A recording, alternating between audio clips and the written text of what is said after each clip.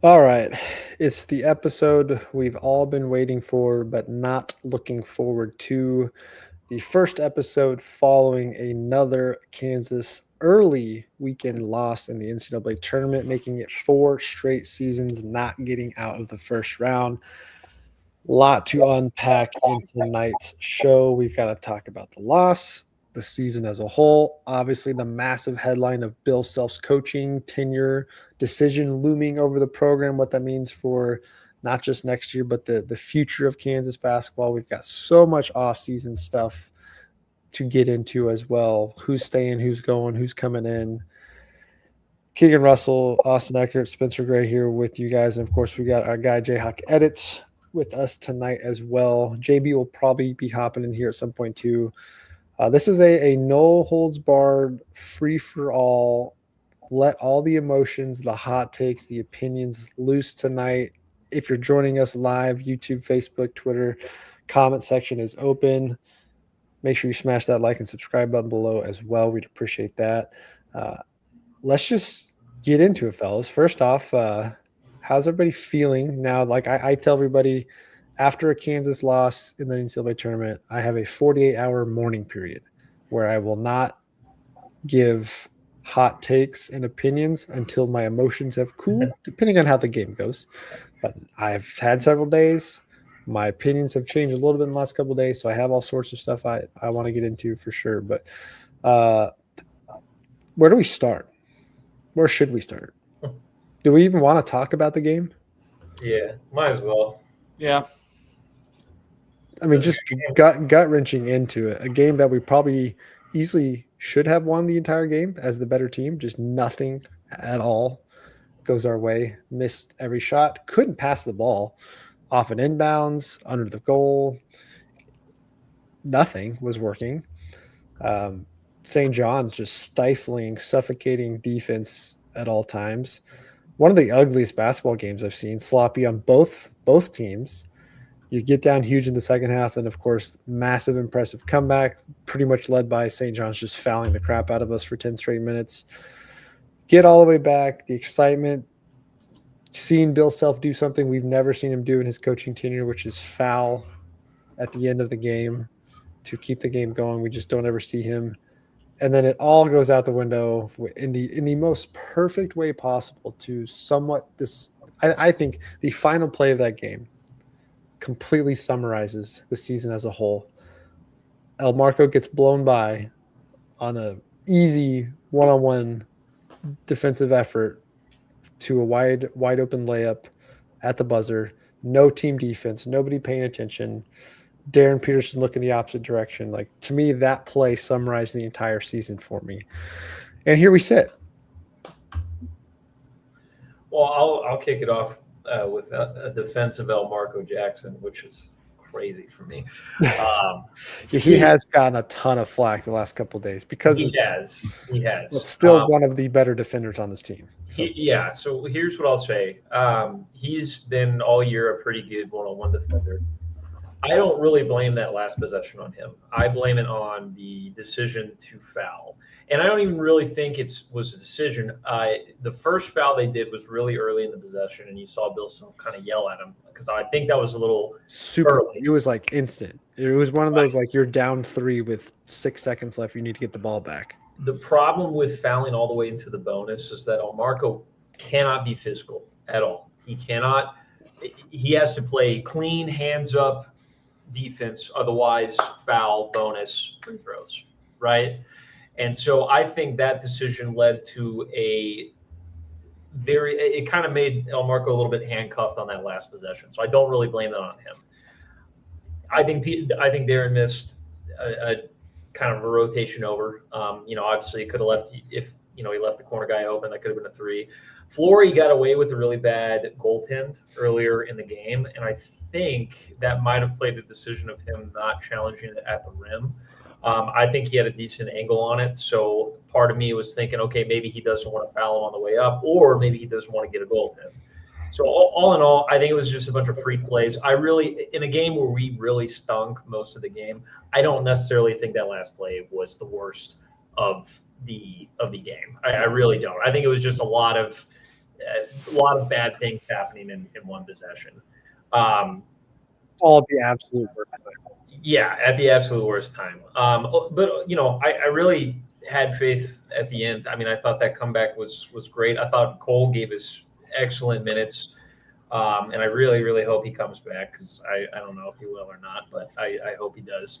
He gave us really good minutes. I know Darren's efficiency wasn't great, but to be honest, he is the only player on the roster this year that can create his own shot. I mean, that it is what it is. So I'm cool with him taking contested step back fadeaway threes more than I am Melvin shooting a wide open three or Trey White shooting the longest two you've ever seen in your life, wide open. So I'm not going to put it much on Darren either because I think he did what he had to do, which was try to get buckets. So, and you have the entire team planning for him too. It's not like you're planning for anybody else defensively with the way they played the end of the year. So, yeah, El Marco has his flaws, but I will give him a little bit of a pass on that last possession.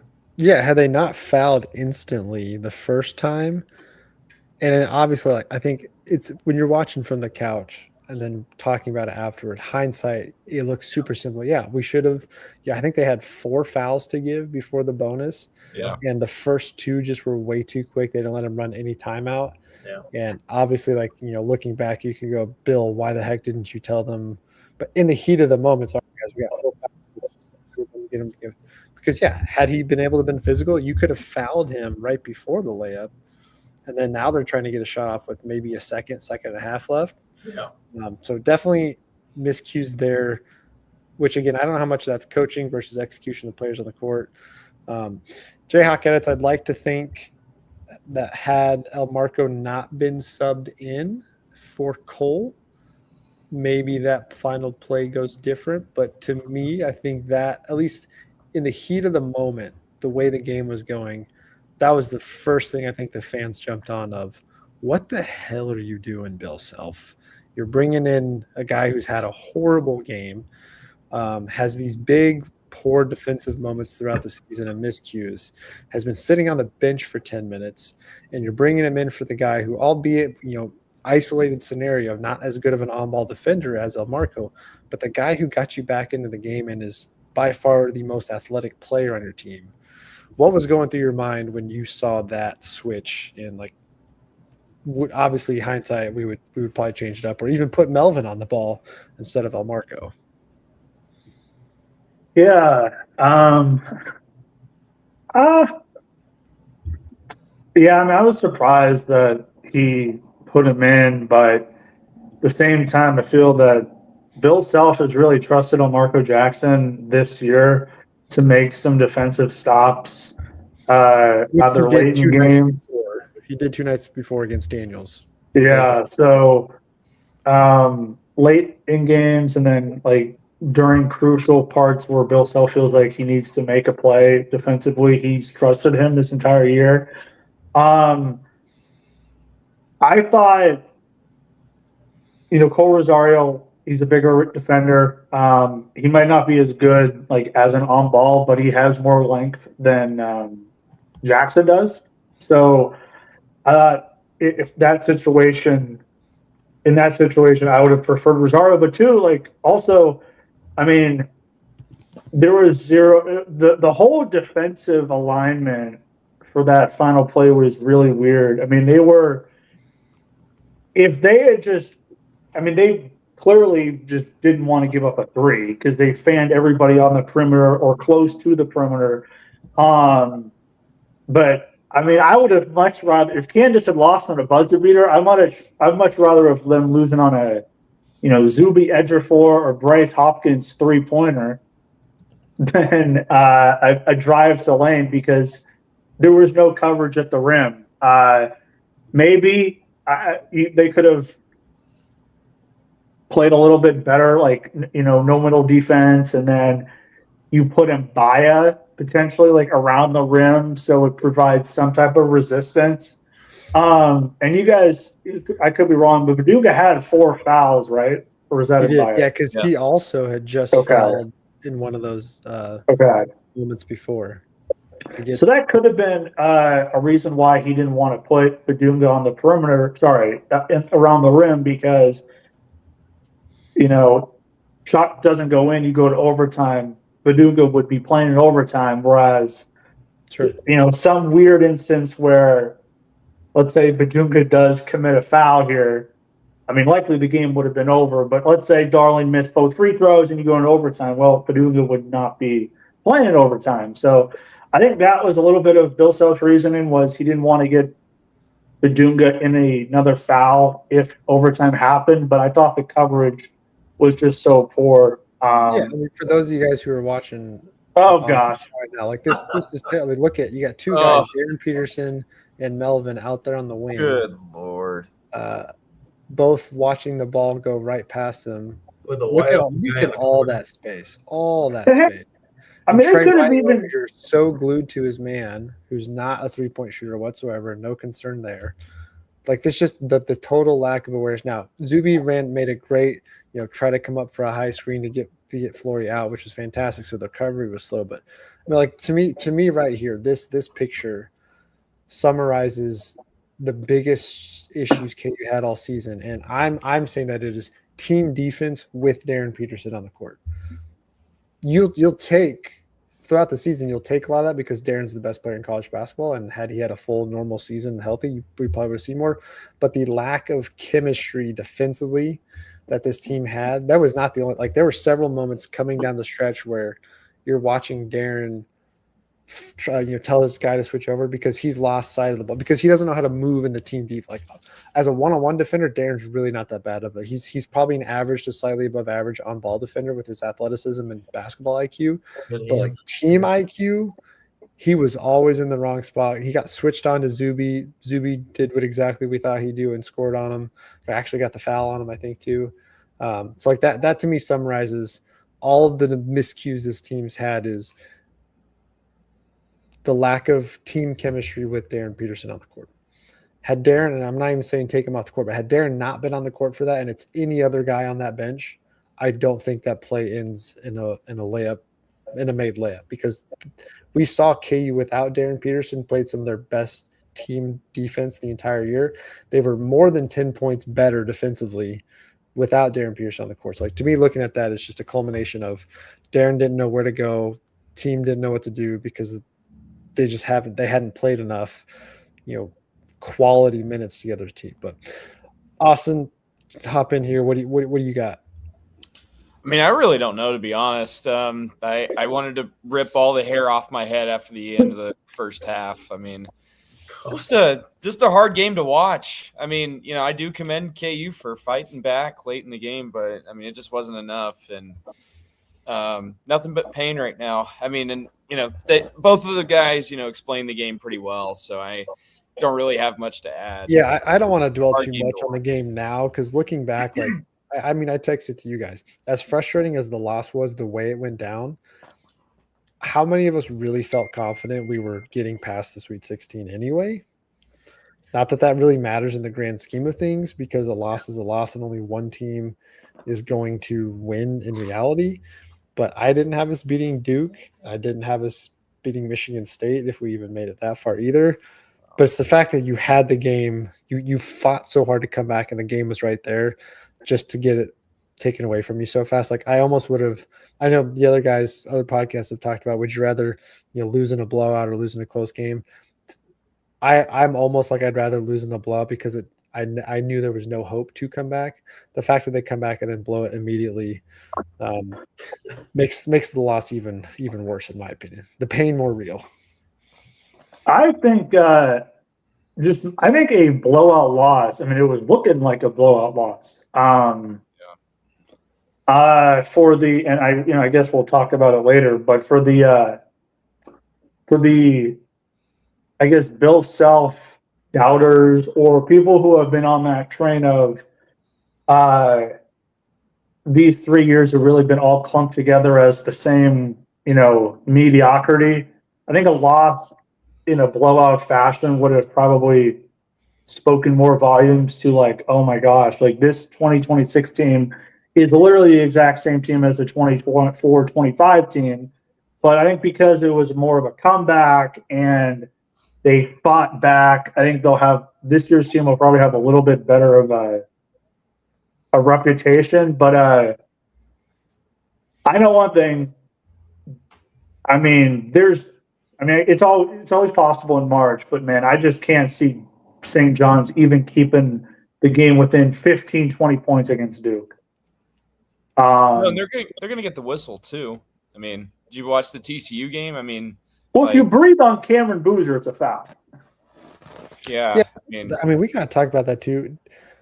And obviously, we feel strongly about this because we watched the Kansas games, but I feel like Darren Peterson got one of the worst freaking superstar whistles in college basketball all year out of some of the other stars. Horrific. Yeah. He gets held on every pick and roll, every single one. He did have 2 plays in that game that I think he got away with, acting on. That one was a strip that he threw his hands up and got a foul call. But, I mean, he was getting he gets hacked. Obliterated every time he tried to drive and coming off of ball screens. Like, just a terrible whistle all season. Never got the superstar treatment. There's always a speculation. Was that because he missed time? Did people think he's soft? And what's the reputation that came of that? But that was just another summary of the season as a whole, that you did have a guy like that. And then you look at Boozer, you look at DeBonsa, other guys like that, Kingston Flemings, who Keaton Wagler getting to the foul line and getting a better whistle. That was just another frustration point too. I know he did shoot a lot of free throws in those 2 games, but when you're getting hacked every single time you try and touch the ball, which honestly had been the last 3 weeks straight for Darren Peterson. Since he's been back healthy, he's been getting just beat up by the opposing team, playing super physically aggressive on him. But anyway, we lose. Another first weekend exit. I'm very much with you in the sense of the blowout probably would have been like the stamp for the KU Twitter-based side that's, hey, Bill Self's done and washed, because better team but ends in the same result as the last 2 years. What's different? I thought KU Twitter was going to break. Sunday night into Monday night, the last 48 hours, you have half of them are so pissed and want Bill gone. He's retiring. If he doesn't retire, we need to force him to retire. He can't coach. You've got the other half of, guys, this is the greatest run we've ever seen in college basketball. Savor. Let's get him back for one more year. You have the frustration of how we lost. You have the, oh my gosh, we just wasted the most talented player, since Paul Pierce to a mediocre finish. I thought KU Twitter was going to break the last couple of days, and they still might with Bill Self's coaching decision, waiting in the wing when that day comes. And that'll be all sorts of emotions that day: good, bad, positive, excited, sad. Not ready for that whatsoever. I think when that day finally comes, it'll be the saddest sports day of my fandom for sure. It's been an intense emotional week for Jayhawk fans, despite the fact that I think most of them saw on the wall that this team was not going to win in March. They just were never going to reach their true potential. But that leads us to off season. We can talk off season. We can go straight into the Bill Self stuff. We can go back and recap the season that was with Darren Peterson, good and bad. Where do you guys want to take it? Well, I'd say, I don't know. I kind of want to touch on this past season because I really hated Jayhawk Twitter this season, man. I thought it was insufferable. Some of the most insufferable dialogue that I've ever heard in my entire life. And to me, it's just and I saw Scott Pollard was going on like this rant where he was responding to every single person who tweeted, basically saying we're all spoiled. Hey, he retweeted me today. Shout out Scott Pollard. There we go. Shout out to Scott Pollard, Survivor season, whatever he was on, did really well too. But I just thought that to me, we had probably the most talented guy to ever put on the jersey in Darren Peterson. And you had dudes on Twitter. I kid you not, I saw tweets saying we should just bench him the rest of the season. I was like, are you guys stupid? Like there is no way you can watch when he plays and be like, yeah, we don't need him. We have no other shot creator on the freaking roster. Nobody can make their own shot. Nobody. And I will say there's some things that really confuse me. I like Melvin Council as a guy. Seems super cool, great energy, dog, all that stuff. How is he different than DeJuan Harris or KJ Adams? Extremely offensively limited. Extremely offensively limited. Can only score in transition and downhill. And I felt like he got a pass when a guy like KJ, who same thing, dog, great attitude, great guy. Everyone was like, yeah, he's not working in the offense. You know what I'm saying? Like it just was kind of weird. I felt like this roster was just viewed very differently than others in the past. And I don't know. It just really, really angered me. I don't know why. Do you think some of the because what I noticed with Melvin, his game went down in like cohesion with, I wouldn't say cohesion, that's the bad word for it. The same time his game went down was the same time Darren Peterson started playing full games. Like I don't think that's a coincidence. I don't think same with some of these other guys too. Like, and again, it goes back to, yes, Darren being the most talented guy on the floor, but we saw the 2 weeks or so that KU played without Darren Peterson, and it forced guys to step up as a team. They collectively played better as a team. So it felt like they could never figure out, how do we play off of Darren's game and play with Darren, to where, unless Trey White had a big game, or honestly, like to me the problem was, if you didn't get Flory active early and get him paint touches, which is a classic Bill Self thing, you attack the paint early. Yeah. If you don't get him going, then nothing happens at all. So like I thought a lot of Melvin's stuff, his game suffered down the stretch, but I thought a lot of that coincided with sharing the court with Darren Peterson. When Darren's not on there, somebody has to be aggressive and go get it. I and agree. Melvin was doing that. But that, to me, that's what I thought, is like they couldn't figure out how to mesh the offense. The offense, even with Darren Peterson playing peak Darren, scoring 20 and a half, the offense never looked pretty with him on the court. It was just, oh my gosh, did you see that shot? Oh, did you see that shot? How did he make that? There was nothing pretty about the offense as a team. So again, one of the more talented rosters individually, but like same thing with the last couple of years. Something about the last several seasons, Bill, coaching staff, and players haven't figured out how do we mold our game as a team off of each other and make the pieces fit. And I was listening, the Could Be Wrong podcast. They had a great episode the other day. Several people were put in the comment section, well, how do teams like Houston, Arizona, Florida, UConn figure it out every single year with different players, yet Bill Self, one of the greatest coaches of all time, can't figure out how to get his team to mesh? Because this is now 4 straight seasons where, I mean, you could argue maybe just 3.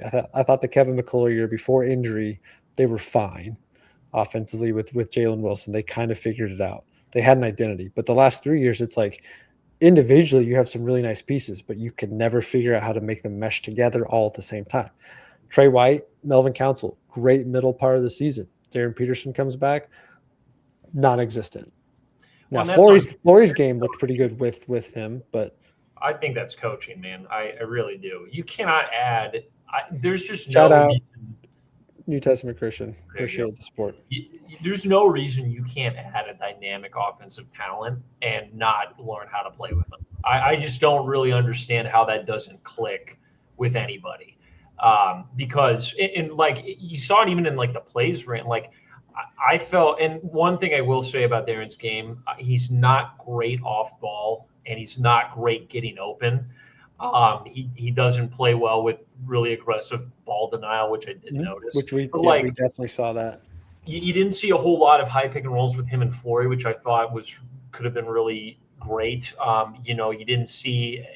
I thought the plays that were ran for him were more so to get him open and to have him, again, go one-on-one. I didn't see a lot of actions to get him like an open shot.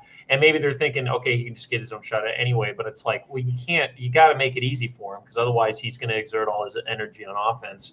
And to me, it does feel really similar to the past couple of years. Like I feel like we've had rosters that we have one guy that is offensively talented and then the rest are just pieces that could fit well on a team, but like it was Jalen Wilson, and then it was Kevin McCullough, and then it was a big guy in Hunter, and it felt like the rest of the pieces offensively just didn't really it just never really went anywhere. I'm watching some of these teams play in March Madness. I'm seeing multiple guys go out and get their own bucket, multiple guys being able to score. And I feel like we haven't had that since the national title team at all. And this year was no different. I mean, the main offensive guy was, a lot better than we've had, but it doesn't matter if nobody else can get it going. It just doesn't. And to me, that's coaching. That's a lot of things, because there's no reason that, guys can play well without him.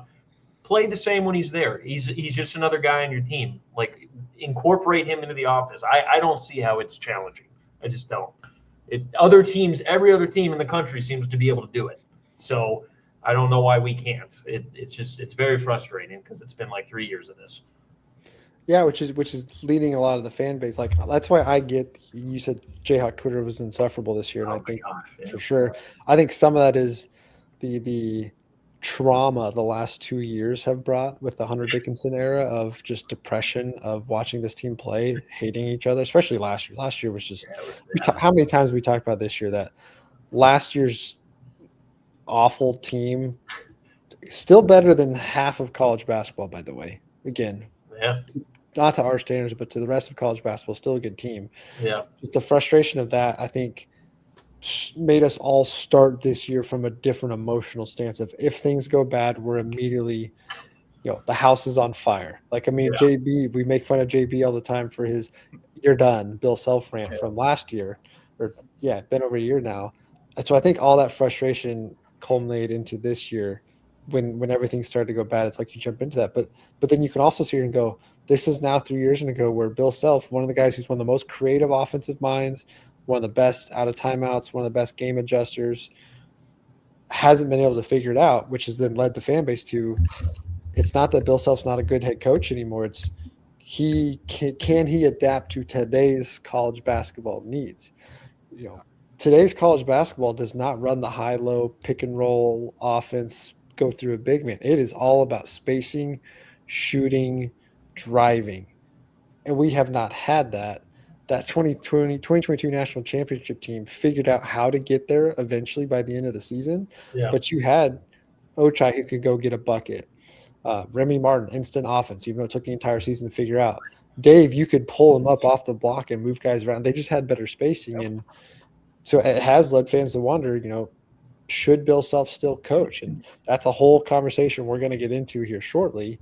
But I think where that's a lot of it comes from is just Bill Self's style of offense does not work as effectively in the game we see today. Now, I'm not sitting here saying I want to be Alabama and shoot 47 threes a night and try and beat teams 93 to 89, because that's also terrible basketball. But St. John's horrible three-point shooting team, they still shot like 35 to 43s. Shot poorly from three, but when you're shooting at that high a volume, if 10 of those go in, that's still better than what the 3 threes we hit, 4 threes if that. Yeah. Two of them were Cole, or one of them was Cole late in the game. So I think that's where I have, as I sit back now and look back at the season, we said coming into the year our biggest question was going to be, two of the biggest questions we had about this team were going to be 3-point shooting and offensive execution. Where's the offense coming from outside of Darren Peterson? And here we are at the end of a long, frustrating season where two of the reasons why you couldn't win that game is you could not produce anything offensively outside of Darren for the majority of that game against a really, really good defense and a stifling defense, but you also couldn't get any shots open. Trey White went back to his old self. Melvin, not a great 3-point shooter to begin with. I don't think he hit one at all in the postseason tournament. Nobody hit any threes except Darren and Cole in the entire tournament. So the two things we had the biggest question marks about coming into the season came back at the very end when it mattered most. So incredibly frustrating. Makes me really disappointed, because I think we saw the potential, the excitement this team could be. A lot of great pieces. I mean, like I said, Flory had a tremendous season as a whole. Yeah, Flory's great. Should have gotten more run at AP All-American, I think. Should have finished at least as honorable mention guy. Does not, but has one of the best big man seasons of Bill Self players had collectively as a whole. JB's not on with us. He's come back from work event, but he's got some stuff in here. We had 3 different teams. One without DP that was good, one with DP playing half the game, and the one just chaotic, unorganized mess. Never found our true identity. And I mean that's perfect summary. Yeah. KU did have 3 teams this year. Bill even talked about it going into the Big 12 tournament that hey, we've barely seen what this team can do because we haven't had our full collection of guys yet to really go after it. And that's the frustrating part because you're not going to get this season back. You're not going to get Darren Peterson back. You can look at it as a waste of his 1 year here, whatever you want to call it. But season still ends a disappointment. I just hope that people don't for the sake of a couple things, for the sake of just common sense and for the sake of future recruiting, I really hope fans react positively to Darren Peterson. I never was in the camp that this dude didn't care, didn't want to be here. I mean, we found out a lot more information, obviously, as the season ended of what the stuff you went through. But it's unfortunate that we did not have a great roster constructed around him, unfortunately. But I think obviously we'll get into NBA stuff on another thing, but I don't see how you don't take him on number 1 overall, personally. I mean, that's DeBonsa made a heck of an argument this year with his style. He did. I think he's got a higher floor. I will say that. So. Okay, Austin, Spencer and I just went back and forth for quite a while. Take the floor. What do you got from what else is on your mind? Well, I mean, just speaking about Darren Peterson, I wish that, these TV pundits, who go on ESPN and talk about him would do their, due diligence and research and not say things like, oh, he doesn't care. He doesn't work hard enough. I've got concerns about him. I wouldn't take him number 1 overall. I think, these people need to do their due diligence and, really taking into account that this dude tried to get on the floor and play every single game. And as I kind of learned about his hospital trip where he had to get IVs and stuff like that, I didn't realize it was that bad, to be honest. But I mean, the dude tried to get out there for every single game. And I understand people are, skeptical, especially with, what was it? The game against Oklahoma State where he had a really good start. And then it was the first couple of minutes of the second half, he decides to sub himself out.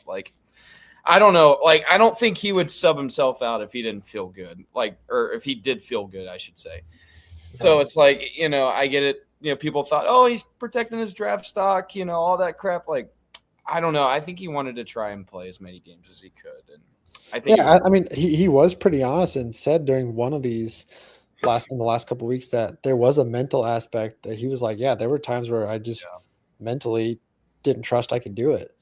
And I don't think he ever straight up said I didn't want to play. It's just going through all that right after each other, one after the next. It was just I don't I doubt. He's I doubted myself. Essentially, is what he was saying.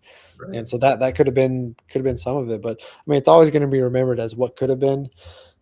It's not the same typical end of the season where it's oh man, I wonder how the tournament would have gone if Doak doesn't fracture his wrist, or I wonder how the tournament goes if Cliff Alexander's eligible, or if Czech Diallo's eligible. If Joel Embiid doesn't hurt his back and plays the first weekend, if the 2020 team actually gets to play, it's it's not one of those. But when you look back at the season, you go, man, how different would the season have gone as a whole and ended had we had a fully healthy Darren Peterson? Because there were times where we're all texting each other back and forth, and it's this is the most incredible basketball player in a Kansas uniform we've ever seen. Yeah. And then there's all the headache, frustration side, which then makes you want to go, was this worth it? Was all of this frustration with Darren Peterson worth it to get a half Darren Peterson? I still say yes, it's worth it in the long run because we got to witness some incredible basketball. But that's what makes college basketball so much fun, but also frustrating. It's a team sport. NBA, it's all about the individual player.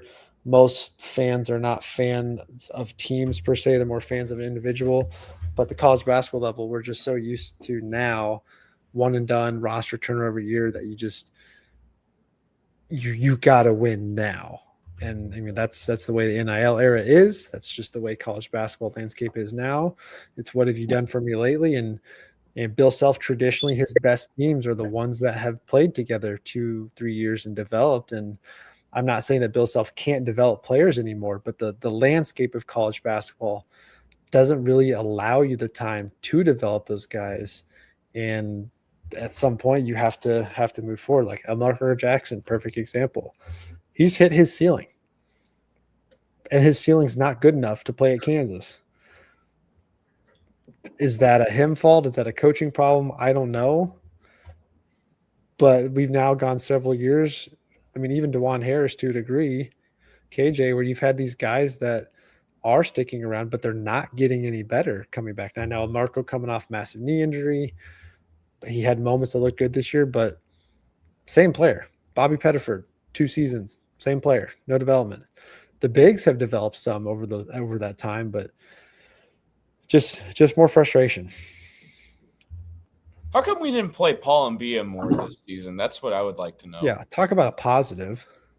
Yeah, he looked really good in that game in those minutes he got. And Jaden Dawson, I saw highlights of him the other day, and I'm like, oh my god, dude, he couldn't have been that bad. Like, goodness gracious. Wasn't his point difference like plus 19 against Cal Baptist, or was that a different game? I think it was Cal Baptist, wasn't it? Paul?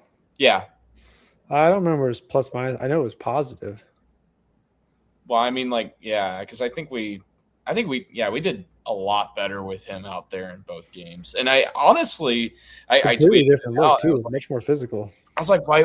How about we start him over Bryson? I mean, why not? But we're not going to do it. But I mean, dude, we did. There was a stretch where Flory and Paul played side by side, and I was like, oh, this takes me back to Jamari Traylor and Tarek Black on the court at the same time. God, Bryson played one of the worst defensive games I've ever seen in my life. Yeah, his last 2 weeks was quite rough. You know, and this is like I'm a Bill Self defender till I die. I think one of the only things I really, really disagreed with him on was benching Bryson in the second half. He looked lost ever since then. I think that was a really big mental blow to him, and I just didn't really think. I don't think you do that to one of your guys that you've rolled with all season at the end of the season. I don't really think that. So I feel really bad for Bryson because I think he's a good player. I think he's really good, but he just looked like a deer in the headlights after. Looked lost. Couldn't hold on to the ball. Couldn't catch the ball. Couldn't rebound the ball. And he had some really strong moments this year too, where we talked about, man, this guy, he could be a centerpiece to next year's team, and I still think he's capable of it. He's good. Clearly, a guy that still has a lot of developing to do, and the speed of college basketball, just faster than probably what he was ready for at the time. But I mean, I think I give credit though, as deep as the Big 12 is, of course, you're going up against really good teams every single night. You're going up against great coaching staffs. And I think the Big 12 did a really good job of adjusting to Bill Self's style and making things difficult. Like we talked about earlier, Darren got no good looks for like 2 weeks straight where he was fighting through everything. So they took him out completely, but because of that, then nothing else was open. And if you could slow down Flory, then you're forcing Trey White and Bryson Tiller to beat you. And it's like, okay, easy, just stay in front of them. So credit to coaching this year on that for sure. I have a question about that. Do you think it's more so the coaching of have caught up to Bill Self, or Bill Self has just been so stale offensively that it hasn't created opportunities for Peterson to reach another level, or even the other guys to reach another level? I think personally, and we'll probably get more into this when we talk about Bill, I think it's just been a roster problem. I really do. And I know that's hard to believe, like multiple years in a row. But if you really just look at the rosters, it has been poorly constructed. Bad spacing, no bench play, no depth. And to me, I don't necessarily know if it's a problem with coaching. Rather, it's a problem with either A, recruiting, or B, he doesn't get enough time to actually develop guys, because he can develop guys all day long if he had 3 or 4 years, but he doesn't have that anymore. So I don't know if he just I don't think Bill Self just forgot how to run. I think his ATO plays are still some of the best in the country. So I don't think he just can't run an offense anymore. I just think our roster construction has just been awful for years now. Like, look at the teams that he's done well with Devontae, with Svi, with Frank, with when we actually had shooters that can stretch the floor, when we actually have multiple guys that can create offense for themselves and for others. We really haven't had that in a couple of years. We've had like rosters on paper where it should have been like that. Like, I think with AJ Storr and Ryan Griffin and Hunter Dickinson, probably you look at that and it should have worked, but it just didn't in practice. So I think going into the offseason, it's got to be, let's actually construct, like, let's not focus on getting the best individual guys. Let's construct a team that's going to function well together offensively. Because otherwise it's going to be the same stuff, I think. Yeah, I think AJ Storr was a good example of that. Bill's a very hard coach, very tough coach, and he has a very high standard for you. And we know that whatever your skill set is, if you can't defend and go rebound the basketball, you're not going to get playing time. Yeah. And if you're not getting playing time, you're never going to build that chemistry or confidence. And I think AJ Storr is a good example of that, of one of the best scorers in college basketball 2 seasons ago. You go out and get good athlete, high volume scorer, high volume shooter, but then you pair him with a high volume touch person in Hunter Dickinson around the paint who needs space around him to work, and you expect it to be successful with AJ Storr, who's not a known knockdown shooter or floor spacer. It's a guy who needs to be mid-range attacking the paint. And you're like, well, yeah, everybody saw this coming a mile away. The spacing didn't work. But you're also taking a guy like AJ Storr and saying, hey, I need you to change what makes you a good basketball player to fit my mold here. And it hasn't worked for several guys. Jaden Dawson, hey, we need a secondary third person who can facilitate some offense and get some open looks. Oh, you can't play good defense. You can't be the primary ball handler. Well, I don't need you to come in and just be a forced spot up shooter. Like, you have to be. Well, it didn't work. And again, Dawson wasn't really that at his last stop. He wasn't asked to do much of that. He was the best player on their team. So it's like everything ran through him. Well, you can't take a guy where the whole offense runs through him, brings him in here and say, I need you to do this one thing and you need to do it really, really well. Oh, but by the way, if you can't do B, C, D, and E average, you're not going to play. And so, yeah, the roster construction, I thought adding a guy like Melvin with Peterson made a lot of sense because he could be a guy who could be the primary facilitator to take the pressure off Darren and be a good defender on the other end. Melvin, not a great shooter. So if Darren's attacking and kicking, Melvin doesn't help you there. But in theory, when we started the season, you added a guy like Cole Rosario, who was supposed to be your floor spacer. Trey White plays the 4, who at times against most teams could handle the 4 defensively. Like, that was what we all anticipated coming in to be your floor spacing. Cole struggled early, had his moments. Clearly the athleticism was there, but game was too fast for him and hadn't caught up. And even then, I still think he could have worked through the growing pains. So you took away your floor spacing immediately, put Bryson Tiller, and now where's Darren go? Darren can't attack. Bryson's in the way. Flory's in the way. Now, those guys are much more athletic than the team we had before, but yeah, it's the roster construction.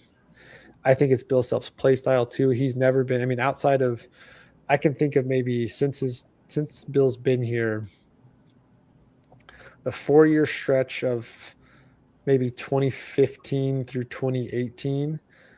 And I'm sure Sullivan could come up with these stats. And then the 2022 team are probably the 5 teams in his 23-year tenure that shot the most threes. And is it surprising that one of those is a national championship year and the other's a Final Four and the other one's knocking on the door of a Final Four? You just get the wrong team at the worst time. So floor spacing and shooting, huge. And we haven't had that. You take Hunter and you surround him with 3 shooters and a guard that can drive. The last 2 years are very different. Same thing this year. You get one more highly effective, sniper from the wing to plug and play with Darren Peterson, and you can get Darren Peterson to be more effective off ball. Maybe things are different. And it's not like KU wasn't in on guys. I mean, they went out there and recruited, just you either didn't have the money to do what you needed, or the guys were like, I don't want to come play your system because I see the writing on the wall. And I don't know. Yes, so that gets us in the Bill Self conversation. But yeah, if you guys have more thoughts on that, please continue. I'm going to step out for just a second, and then we'll transition more into the meat and potatoes of the Bill Self talk. But I think you're on to something there with roster construction for sure, which goes back to KU is one of the few top programs that doesn't have a GM.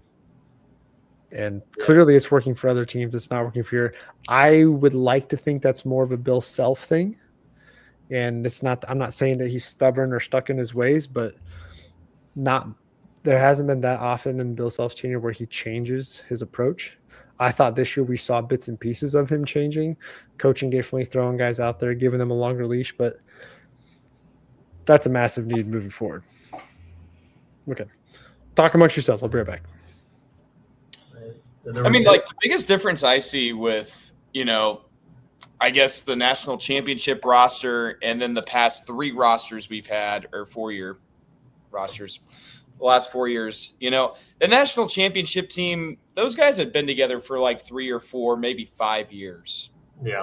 I mean, like, the last few teams we've had, like, they haven't been around each other for more than a year. I mean, so it's like, I look at it that way, and I'm like, if we can get a team that's together with each other for, 3 or 4 years, then I think we have a better shot at winning the national championship. But yeah, I don't know. That may not ever happen again.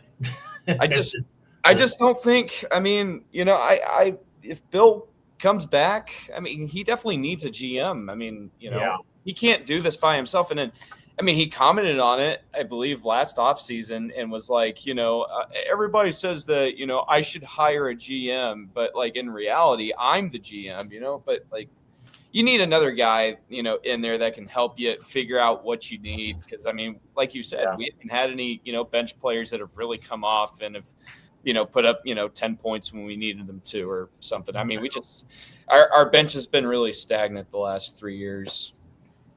And, you got to have somebody that can identify talent. And I'm not saying Bill can't do that. I think he's done a tremendous job over the years. But again, the landscape we're in now is it's got to be guys that can plug and play now. Like Bryce Hopkins, St. John's, has his best game of his career against Kansas, of course. But he's a guy, I'm drawing a blank now on where he was before, but he was on a tournament team. Providence. He had a nice early weekend 3 years ago, plug and play almost immediately with St. John's. Bennett Sturts going from Drake to Iowa. Now, granted, same head coach. Iowa's roster is mostly Drake roster, but like you have more examples across college basketball of highly recruited guys transferring and being immediately impactful. And then you look at Kansas, and we've done this before over the years. Who are the top transfer players and who are the worst transfer players? There's more guys that fall into the failure side of transferring into the positive. And even Remy Martin was a failure until March. Yeah. Malik Newman, semi a failure until March. Now he struggled throughout parts of that season and turned it on late, but Bill has not done as well. And I think some of that is it's less on the player, and I think it's Bill's system. I've said it before that it reminds me a lot of Andy Reid's system with the Chiefs. How often have we seen a midseason acquisition, a rookie come in and be impactful immediately? They rarely, because Andy Reid's system, his defense with Spags is hard to learn. His trust factor is not there with guys that are new. He doesn't give them a lot of opportunity. And if you don't make enough out of your opportunity, there's the bench. I'm going to roll with the Marco Jacksons of the world, whose ceiling is not very high. His floor is not that high either, but I know he's going to do the things I ask him to. And so here we are, 4th year in a row, coming off of a team, which is, funnily enough, I also forget this. You get spanked by USC, absolutely obliterated, worst loss in program history. Bill Self post-game presser, early offseason. Hey, what do you guys need to do differently? Well, we got severely beat with athleticism, so we need to get longer, taller, faster. What's he do? Run the exact same team back, but bring in a Remy Martin, bring in a Jalen Coleman-Lands. But what happened in that offseason? Ochai, CB, Jalen, they all got, and I'm forgetting the guy's name now, but the coach they brought in that has his YouTube channel that works with players, they all came in, they changed up their approach. You go back and watch the 2022 season, mechanics changed on those guys. They got physically better in the offseason. They got faster. They got more athletic. They developed, and we haven't seen that since. Yeah. I think, Bill, one thing that I do, and you see this kind of like you mentioned with when players transfer, a lot of times they do take big leaps. I even think of Charlie Moore when he went to Miami was good as well. I think because it can't just be like, oh, college basketball is different now, so Bill can't succeed, because teams are succeeding all over the place. Even before the NIL and the transfer portal, I mean, programs like Duke and Kentucky were the one and done schools, so they didn't have a lot of roster continuity, year after year, but they were always, semi-successful, in March. So I think what he needs to do is, instead of having a system and making your players 100% adjust to that system, you have to adjust your system based on your roster. You just have to. Yeah. If you're not, you're trying to fit, square pegs into round holes, and it's just not going to work. It'll never work. And also, that's where I think a lot of this poor attitude comes from. Like that Hunter Dickinson's interview, when he was saying, guys were like, man, forget this, I'm just going to transfer. That's coming from a system that is suppressing their strength as a player and not letting them actually play. You have to let them play. And I get it. You don't want a bunch of guys that are shot chuckers and playing, their own game. I get it. There has to be buy-in. There does. Yeah. But like, oh my gosh, you got to give some people freedom. I actually thought, ironically, he gave Darren more freedom than I've ever seen him give anybody. Some of the shots Darren has taken this season, if that's somebody else, they're going to the bench. Anybody else, you were not seeing the core the rest of the season. Like these step back contested threes. So I don't know. Maybe he's ready to start doing that. Maybe he's more chill now, in his later years in his career. But until that changes, I don't see this getting better, because I don't think we're going to be able to attract the players that we actually need to attract at the end of the day. Yeah. I mean, Darian Williams, I don't know how much more he would have helped his team this year, the way the roster is constructed, but another guy that had a somewhat down year, and NC State's probably mad about it, but you've been in the conversation with some of these top transfers. Like, I think go back to Dame Sarr with Duke, would have been a good wing fit for Kansas this year. Floor spacer, athletic, physical. Couldn't get him. Now, if you lose a guy to Duke, I'm not going to lose sleep over it, because that's going to happen. Arkansas, Kentucky a couple years ago, don't mind them. But some of these other guys that are out there, you've got to be able to identify who's going to be part of this group next year. So like next year, not to jump ahead, but Talon Kinney, your entire program next year is centered around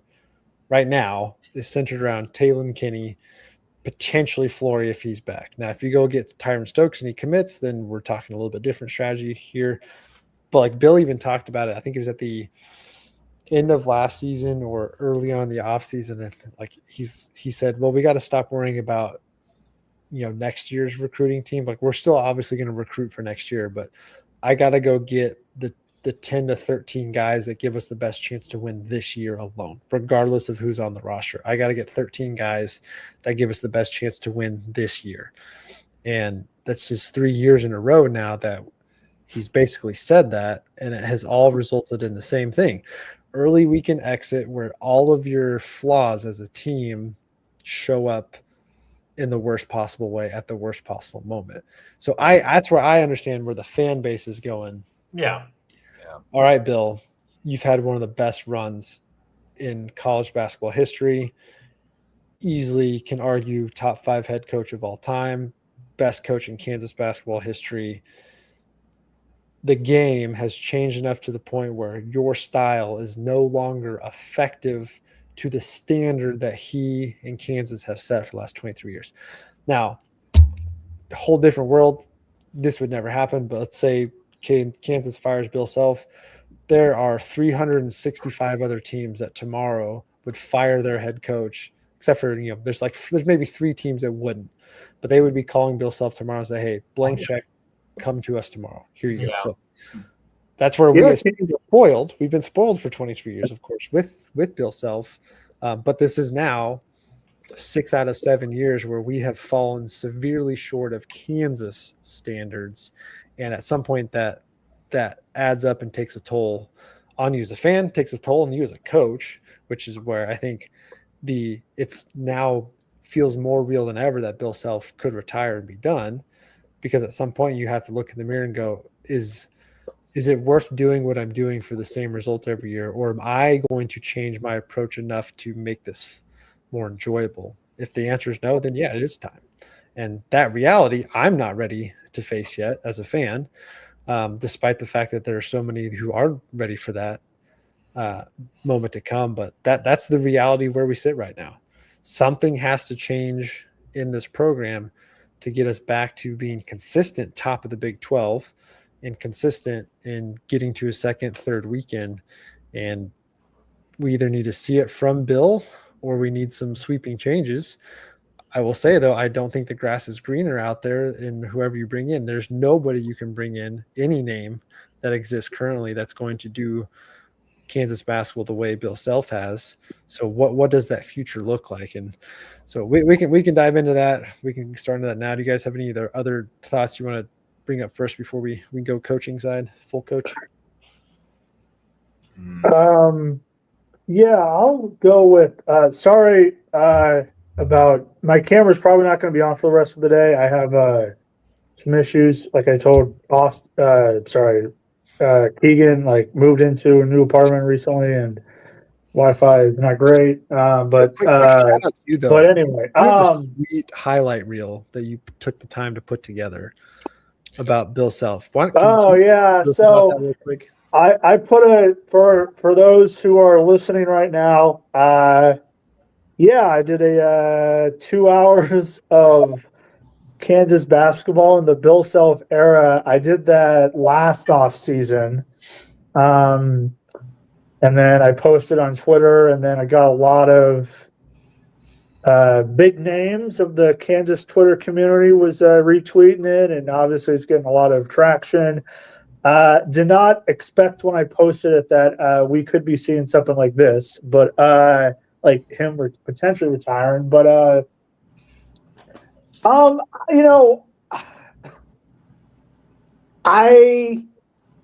think with Bill, I mean, you guys are probably around the same age, and when Bill Self came in at Kansas, I was like 5 years old. So that's all I've known is Bill Self basketball. So whenever the time comes and he is not coaching, it's going to feel very strange because all the teams that I support, they've had multiple coaches since I've been watching. So it is going to be weird. Like, it's going to be really awkward whenever that time may come. But I think back to your point, though, about changing and adapting to the times.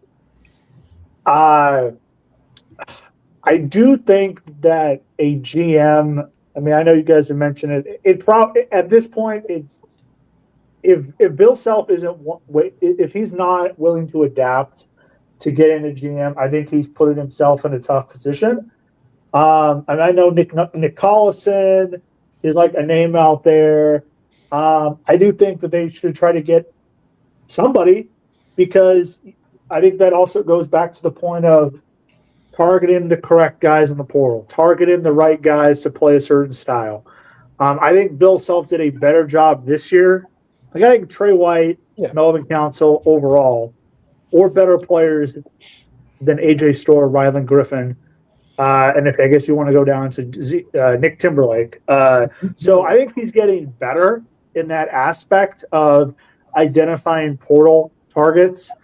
And I don't think this era of having a player for 4 years, it's just not going to happen anymore. So I think Bill Self, if he sticks around, he's going to have to be like, you know what?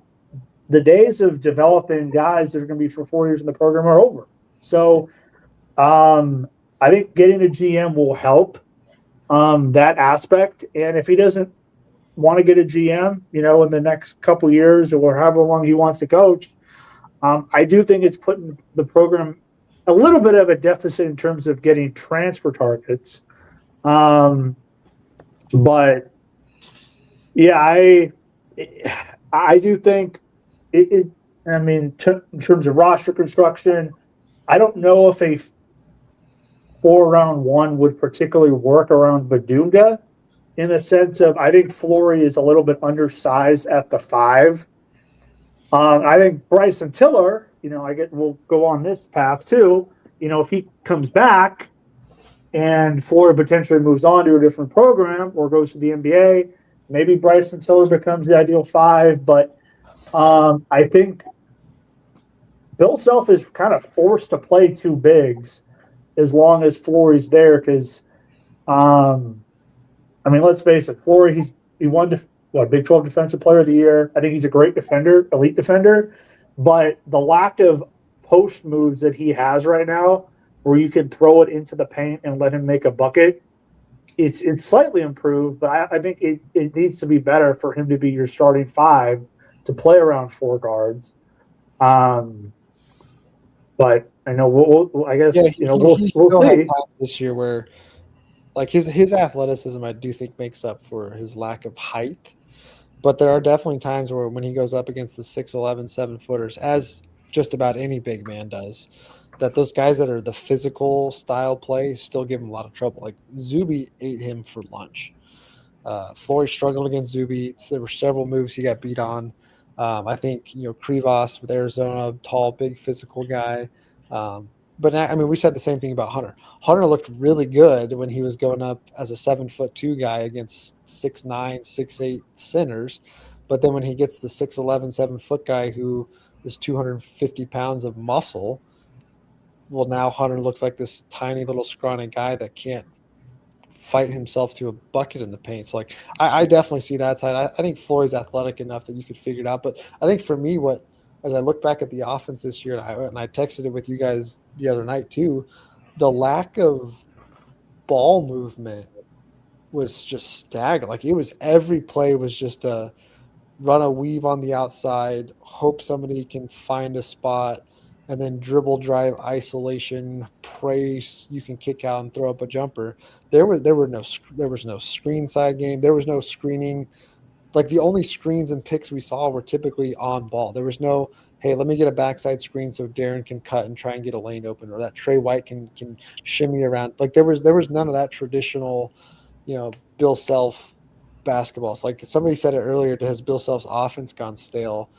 I don't know if it's gone stale, but it hasn't been as creative. Like, he's got certain sets that he calls at the right time to get looks, but we definitely did not see like changing up how you attack when you're going up against a team who's physical one-on-one. It's like, all right, you have to get the ball inside the Flory, get to the foul line, but there just wasn't enough of that. So I think that was the concern for me with this offense that made me start to question how much of it is Bill refusal to change his approach to the game versus trying to force guys to play he wants to. And a lot of talk was when Jock came in, Jock Vaughn was going to bring a different style offense and was going to have this more NBA spread the ball around and get guys looks. And I don't know how much influence he had in the offense this year. They haven't really talked about that, but to me, like that's part of the direction you look at going forward is Bill, if he still coaches, is he going to be open to adapting his style of offense, not just to the players he brings in, but to the flow of college basketball? Like, you have to be able to hit 8 to 10 threes a game if you want to consistently win at the highest level deep into March. Any team that wins the national championship this year, we look at that final box score, they're probably hitting 10-plus threes. They're probably got 2 or 3 guys at any given moment that they can plug in and get a bucket like that. And, like, to your point, Spencer, we just haven't had that. That's not Bill's go-to. It hasn't been that since 2017, 2018. That's the last team that really had an identity centered around a four guard, 4 out, 1 in, kick the ball in and kick it out. Now, that could have worked super effectively with Hunter. Hunter took up so much space and attention. He got double teamed all the time, but he didn't have anybody to kick it to hit a wide open jumper. It failed with Nick Timberlake, failed with AJ Storr. Rylan Griffin just completely forgot how to play the game of basketball altogether. Not surprised that he had a good year at Texas A&M. But that's just never been a high focal point for a Bill Self team. It's always outscore them in the paint and try and get to the free throw line and then second chance buckets. It hasn't been this downhill style offense, drive and kick. It's just been like Kansas basketball, kind of like with the Chiefs this year, football, again, back to the Andy Reid comparison. The Chiefs offense became very predictable. you didn't have to try really hard. You didn't have to put out a fancy defense to stop them. It was they can't run the ball. They refuse to run the ball. So make Patrick Mahomes throw to 1-on-3 coverage every time, and we'll probably figure it out. Same thing with basketball. It's, hey, you keep Flory off of his spot, and you play super physical on Darren Peterson. They're not going to score on you, and I think that's what we saw most of the year. But something I also noticed, we have not had an offensive-minded point guard since. I mean, if you want to count Remy, sure, but before that is what Devon Dotson. I mean, it's been DeJuan Harris and Mel Council who and Marcus Garrett before that. Exactly. So it's you don't have when you have a point guard that is whether he's a knockdown shooter, he's a shot creator, he can get a bucket. Even when you put him in those sets and those pick and rolls and those. It keeps it when they have more versatility of what they can do in a play, it's going to change how defenses guard us. If they know that your point guard, your main ball handler, is either A, looking to pass, B, can't go left, C, can't shoot, it becomes a lot easier to guard it. Your entire offense. So I think that would be a big priority if I'm Bill Self is let's get a point guard that can actually get a Taylor Kinney theoretically is that. Exactly. So that, I mean, hopefully that'll be solved this year. But man, that's been really. And again, I love Mel Council. I love DeJuan Harris. But man, there are limitations really, especially when you watch other teams in this tournament and you watch other point guards just absolutely be able to light it up. It's like, gosh, we haven't had that in so long. And that's always been March. The team with the better guards typically win. Like I think. Outside of the guys you mentioned, the only other name that comes to mind for me that had a team that just didn't look great offensively was when Nadir Tharp was your point guard. Yeah. Now you had some wings and some other scoring threats there, but you didn't have a scoring first style point guard that could go out and get a bucket when all else fails. Like even Elijah Johnson, I remember the Iowa State game. He goes out there. It wasn't a score first style guard, but he had the physical capabilities to go out and do it. Yeah. And does it. And Melvin had what was that game? 43 points, however much that was. Let's see that. 39. Identical game to Elijah Johnson. That was so fun. I love watching that game. Okay, so let's I know we've already been hinting at and talking about it, but let's just dive into this conversation. Is this the end of an era? The rumor mill has been swirling strong in the last 2 days that Bill Self is going to retire, that he was going to announce today. Guys like Mike Vernon are reporting that he's leaning that direction from people close to him. Comes out today, tells Gary Bedore, nope, I'm not making announcements today about retiring. That news is false. He hasn't said he's not retiring. He hasn't committed to coaching. Basically said, I'm not ready to make a decision. It'll be, there needs to be some time.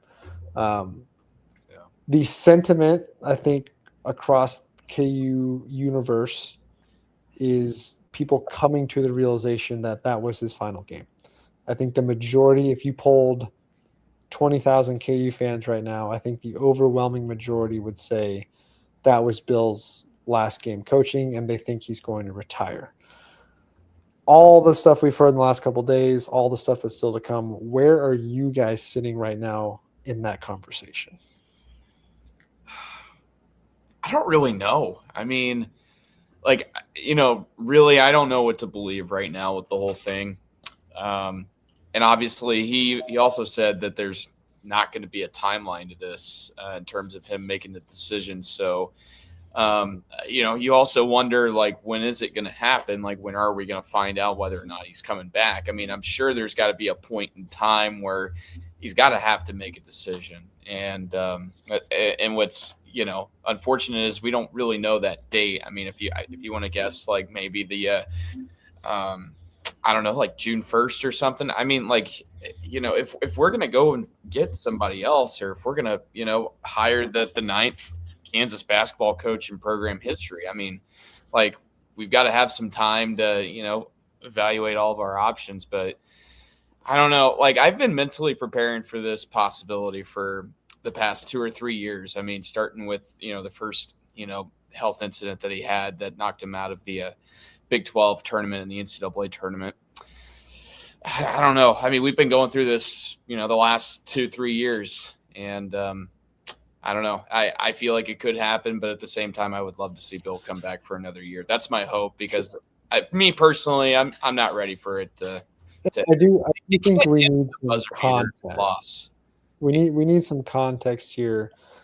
Monday night national, upcoming Monday national. I'm sorry, I'm getting that backwards. Transfer portal window is coming up soon. I think he will have a decision before that because he's talked all this time about whenever the day comes where he decides to move on, he's all about leaving the program in the right spot. So I think whatever decision he makes is going to come before the portal window opens because there's just way too much at stake from roster construction, recruiting that Bill's not going to drag it into that. I feel like we're probably going to get something next week after this weekend's round of games before the Final Four because I also don't think he's the type of guy who wants the Bill's never been the guy that wants the attention. He's never seeking the attention. He's never, he's not Mike Krzyzewski. Hey, all eyes on me. He's very much the opposite of that. So I think whatever decision he makes is going to happen before Final Four weekend because Tyron Stokes is looming out there between us and Arkansas. And it feels like everything I've seen and heard is it's Kansas's commitment to lose, that Arkansas's got a hefty bag, and everything I've seen is that Arkansas's offer is significantly more than Kansas. But KU has the opportunity, and obviously if you're Tyron Stokes, and Bill Self decides he's going to retire, I don't know how much it impacts these kids nowadays in the NIL, but you would think that's a massive impact on, oh, well, Calipari's still there. Look at what Darius Acuff just did this season. Look what other guards have done under Calipari. I'll go there. So that's definitely a big factor. You've got so many dominoes and players that could potentially leave the program that I think Bill's going to do the honorable thing in that and make that decision so that it helps set the program for the future. Because I think that's been a big part of it. I don't think this will drag on as long as some people think. Well, I don't think Bill wants to leave the program in a bad spot either. Like he wants to make sure that the situation is bearable for the next guy to step in and to be able to do his job. So, yep. Spencer, your thoughts on where it sits right now? Well, I agree with you. I mean, you can't, guys that are in the transfer portal or, they're not going to probably commit to coming here if there's this cloud over the program of is Bill going to retire? Because, that's a big selling point is, hey, you got one of the best coaches in college basketball here. And if you're not sure who that's going to be, I feel like that would make guys kind of hesitant to commit to coming here. And Bill would know that. So I think we'll get the decision then. I don't know what he's going to do. I would be because I'm looking at it two ways. I'm looking at it. I think Bill's a competitor. I think he's always been a competitor, and I don't think he necessarily wants his last game to be in the round of 32. Yeah. But the health stuff is really concerning because being a college basketball coach like he is, it's so much travel, it's so much stress, it's so much. Sleep schedule, all of this stuff for a guy that has probably cardiac problems. He said the first thing he said is like, I'm going to talk to family. And so that's going to be the big indication. And this has been a conversation piece for like 2 or 3 years now where it's like, if you look at from those who have close ties to the family, yeah, this is pure speculation on my part, but just from hearing those things over the years, like there's a lot of argument that people have made that Cindy has been ready for him to retire and wants him to retire and is looking forward to that. His entire family was out in San Diego this last week, which not that that's uncommon to have but like the whole family was out there for that. That's not a good sign. Which leads you to believe. We've also seen Bill like, hey, I'm coming back anyway. So yeah, that's why I think this is a very unique decision. Because like you said, Bill is super competitive. And to me, I don't know how much I'm buying into if he decides to retire. I think the health will be like the scapegoat for it because he's talked all season about, guys, I'm good. Like from a physical standpoint, from my doctor's standpoint, my job does not. Now we can say his job certainly impacts blood pressure because it's a high stake job, but he's made it clear that his doctor said there's nothing you're doing work-wise that would make it any worse, and it's not a job that like is going to severely impact the health. So I'm not buying into if he makes a statement tomorrow that it's because, hey, I've got to keep my health in mind, because he said, hey, I can't hurt myself any further than what I am. I think we've also seen how he's changed his coaching style. He's been less aggressive the last two, 3 seasons and how he's approached it. So I don't know how much I buy that. I think for me, it's if he decides to call it quits and retire, it's because he no longer believes or is confident that he can coach to a national championship caliber team and season. Well, I better not. Bill doesn't want mediocrity. Go to school, then that's all I'll say. If I see him go to any other school in the country, I want to be like, man, like. Which he would. There's no way. Yeah, Bill is not. Yeah, whenever he's done coaching at Kansas, he's done coaching in entirety until maybe he coaches, like Little League with his grandkids or something. Yeah. Which that'd be so cool to see down the road. I will say I thought Travis Kelce was going to retire this year, and because I thought all indications were going to that, especially with Patrick being hurt, and then he signs a 3-year deal. So, and hey, I mean, think of Savannah James. How long has she wanted LeBron to retire? Probably since 2018. So probably since he won in Cleveland. Exactly. So, again, I don't want to be selfish, and I want him to do what's best for him and his family and all that stuff. But I don't want his last game to be a buzzer beater against St. John's and Rick Pitino. That just leaves a bad taste in my mouth.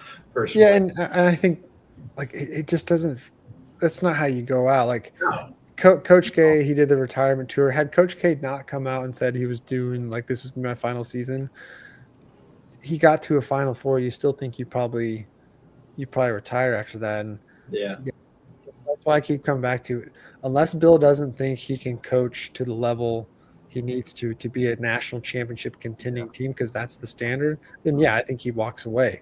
But even though we sat here for an hour 17 and said all the faults of some of his coaching style that's prevented us from being successful the last 3 years, I would still, in a heartbeat, sign up for another 10 years of Bill Self, because I know what he's done in the past and what he's still capable of. It's just adjusting. So assuming Bill Self's back, we've kind of already touched on it, but like to me, the two things that have to happen is better roster construction by somebody other than just himself. He can still have final say and weigh in on that, but you got to have somebody who is identifying, hey, this is the guy we're going to build around. Here's the style of offense that we need to play to that guy's skill set. Here's who we need and what they can do, and find it. And then he's got to be willing to modify and make adjustments to the team he has, not lower his standard. I'm not saying that, because he's always been not just defensive first, but you have to be a defensively sound team and rebound. Yeah. And if you can't do that, you're not going to play. But he's got to be able to adjust to the style of game needed to win. And I think Jayhawk blog or Jayhawk, somebody put this out earlier, and I responded to Rock Chalk blog. Rock Chalk blog. Thank you. That he's got one more year where he's just going to lay it all out on the line and go all out and run it out that way. And if it ends the same way it ended this year, I think we'll see it. Because to me, watching him coach this year, I don't know how much I saw a coach that looked like he was ready to retire. Last 2 years, 100%. He did not enjoy that team, did not enjoy coaching, would not have been surprised if he would have just retired at the end of last year. Had Darren Peterson not been coming this year, he probably would have retired. But I don't think I saw much out of him this year that suggested he doesn't enjoy coaching. There have been a lot of people who have made the argument that he's been more emotional this year. He's been, staying after games with the fans, soaking in the moments. Sure, I can understand that argument, but to me, that's more of, wow, this is what I've been missing the last couple of years coaching crappy teams. This is why I'm coaching this stuff right here. I want more of this. So that's where I'm at. I still think he's got at least one more year. But let's do this. Let's go down the negative route. Bill Self retires. Sad day of celebration on the career he's had for sure whenever that happens. But sad day for the fans, because we know whatever happens next, it's not going to be the same. Tons and tons of names out there. We can run through all of them. I think there's two different ways to approach this. There's There's what the national people and the national audience is going to say Kansas should go do and who they should go after. And then there's, I think, how does Kansas operate and what does history tell us about how they're going to operate? I said this to Steven before we started. The top guys that list, the Tommy Lloyds, the Dusty Mays. I don't think those are realistic. One, they have insane buyouts, and you're asking your donors to pay a lot just for the buyout before you can even give them a contract. I think there are also two guys at programs that you could argue are better programs right now and set up to be a better program the next couple of years. So to me, that doesn't seem realistic. So if those two guys are off the board, there's not many guys that I'm banging the drum for going, this has to be the next Kansas guy. And there's really not that many that just scream Kansas Jayhawk head coach to me. I mean, we've had the Nate Oates time. We've had the Todd Golden. The way he coached this year and his personality, I don't think meshes with what Kansas standards are. I know a lot of the fan base doesn't get excited, and JB will tell you he doesn't want to see Jock as the next head coach. But I think personality-wise, character-wise, that makes a ton of sense. So we can begin the discussion internal versus external. I've got a couple names I'll throw at you guys, but who wants to kick off what that coaching search could look like in your opinion, or what you'd like to see? I mean, I think Jock Vaughn should definitely be looked at. I'm not saying he should be the next head coach, but definitely he should be in consideration for the job. I don't mean to be biased, but I really do think this guy should be at least offered an interview, Grant McCasland. I think what he's done at Texas Tech has been unbelievable. I mean, you look at his home record, pretty dominant at home. I mean, we did beat them back in February, but I think Grant McCasland is a name to look at for sure. If this does happen, I don't know. I don't know if he should be the next coach. I definitely think he should be a candidate to consider as well. If we're going to talk outside, he's one of the few on my short list of a guy that feels like would meet the criteria of what Kansas would look for. Sure. I mean, another name I'm kind of, I've been thinking about. I mean, it's not Dusty May, but Rich Pitino. I'm joking. Jerome Tang. No. No. I've seen people joke about that today, and it's pretty funny.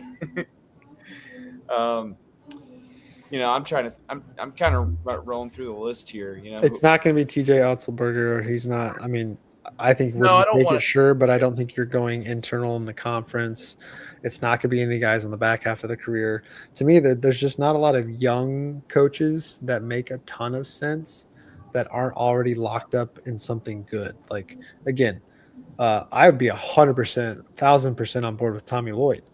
I think, especially if you go back and listen to his comments after the KU Arizona game and how he speaks about this place, he's like, that's what you look for in a college basketball environment. And he's like, we at Arizona are not there yet, but that's what we strive to be. Some of those comments there, yeah, I'd be 100% for that, but he's got a massive contract and a big buyout. And you could argue his program is in a better place right now for the next couple of years. Dusty May, same thing. So like, those are the two that I cross off. A guy like Mark Few's not going anywhere. Brad Underwood in Illinois, probably not the right kind of fit. Rick Barnes, nope. Kelvin Sampson, nope. Tom Izzo, nope, not going to happen. Hubert Davis will be available. He is. Honestly, like Calipari, like if Calipari was interested, I wouldn't be opposed to that because we know what he's capable of. But he doesn't seem Kansas to me. I mean, he was a former. He does have the ties. Yeah. So like McCasland is one that feels like it. Like I would probably call if Bill Self retired tomorrow and the program decide, hey, we feel good with Jock, but we do want to interview outside guys. Like I'm calling BYU and calling Kevin Young. I think his style, I do like him. He's a younger coach would be good. It's going to feel weird because of his coaching history of where he's been, but I'm calling Fred Hoiberg. To me, I think he is one that's still young enough as a coach that he feels like he could be the Kansas criteria. It's not going to be a guy that's a hot-headed, off the court, emotional. Cronin.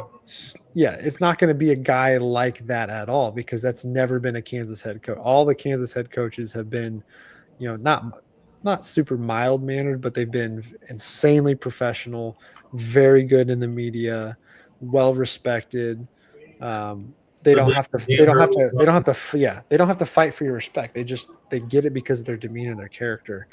And so that's like a guy like Scott Pollard was talking about it on 96.5 The Fan today. He's like, there's not that many coaches out there that can live up to the standard of what Kansas is. And he started going through some of them. He's like, who's going to come be number 9? Like, regardless of how the last few seasons have gone, you look at the Kansas job as one of the most coveted jobs in the world for a sport, but you're also going, I'm only the 9th guy in program history.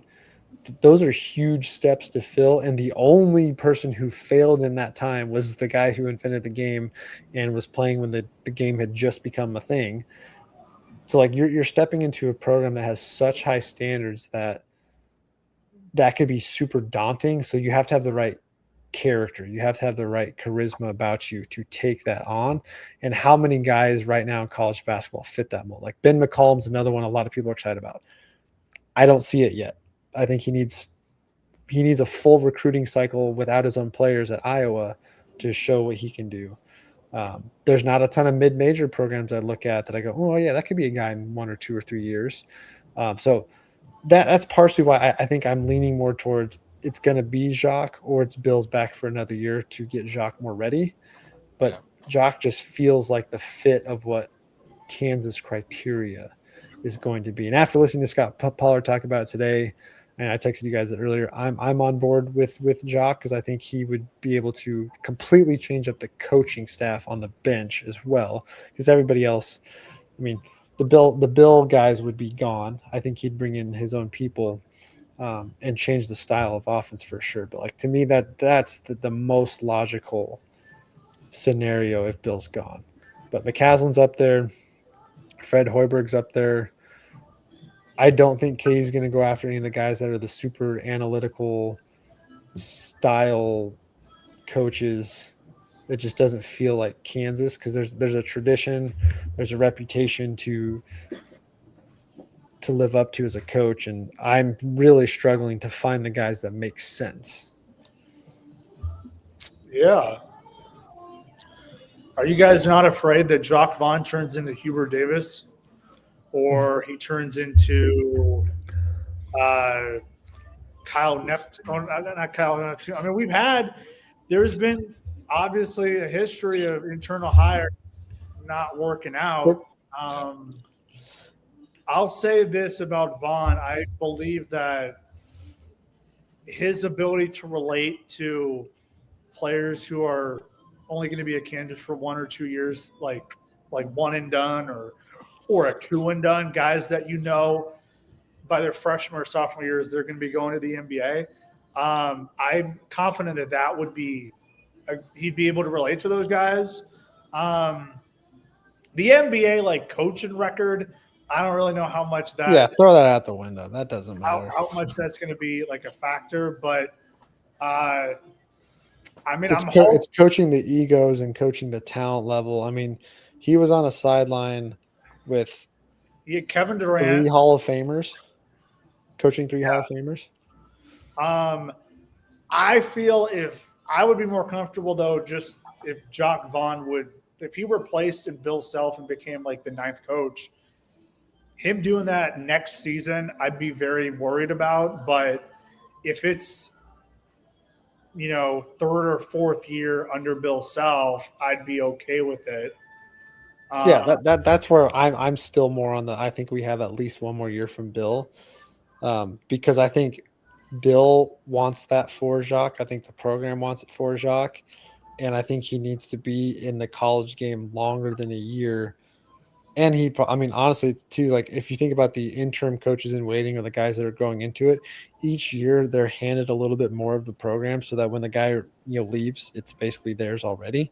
Yeah. And that's why like this transition to me would make sense. Some of those other ones, like Hubert Davis, even their national championship run, I never really thought his coaching was impressive. It was you had a talented group of players you inherited. and they were all developed. I mean, RJ Davis was already a stud. Caleb Love was already a stud. Baycott comes back. He was really good. So you inherited a really good group that should be good. I know they struggled throughout the regular season, but came on hot at the end. But now he's had several years to go and do it. And outside of, Caleb Wilson, what have they had to show for as far as putting talent together successfully on paper? Like, they haven't had better years than Kansas has had the last 4 years. And that's even with our 3 of the worst seasons we've had in 25 years. So, like, I think Jock would be different from that. I also think Hubert Davis, coming from the media side and being a TV personality, rarely have we seen those guys go back and work out successfully. So that gives me hope that Jacques wouldn't be that. I also think, just from listening to him talk this year at press conferences, he already knows how to deal with the media. He knows how to deal with the players.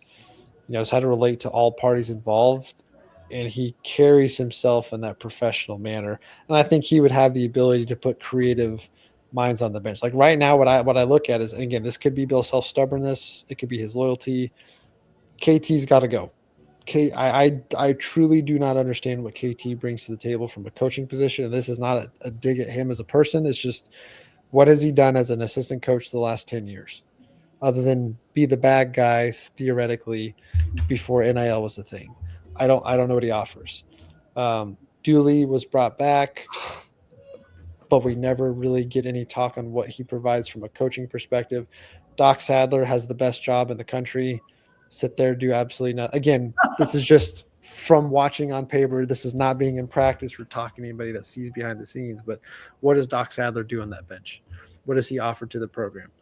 Jeremy Case is probably the one that does the most work, in theory, as the associate head coach, and doing a lot of the recruiting the last couple of years and the scouting.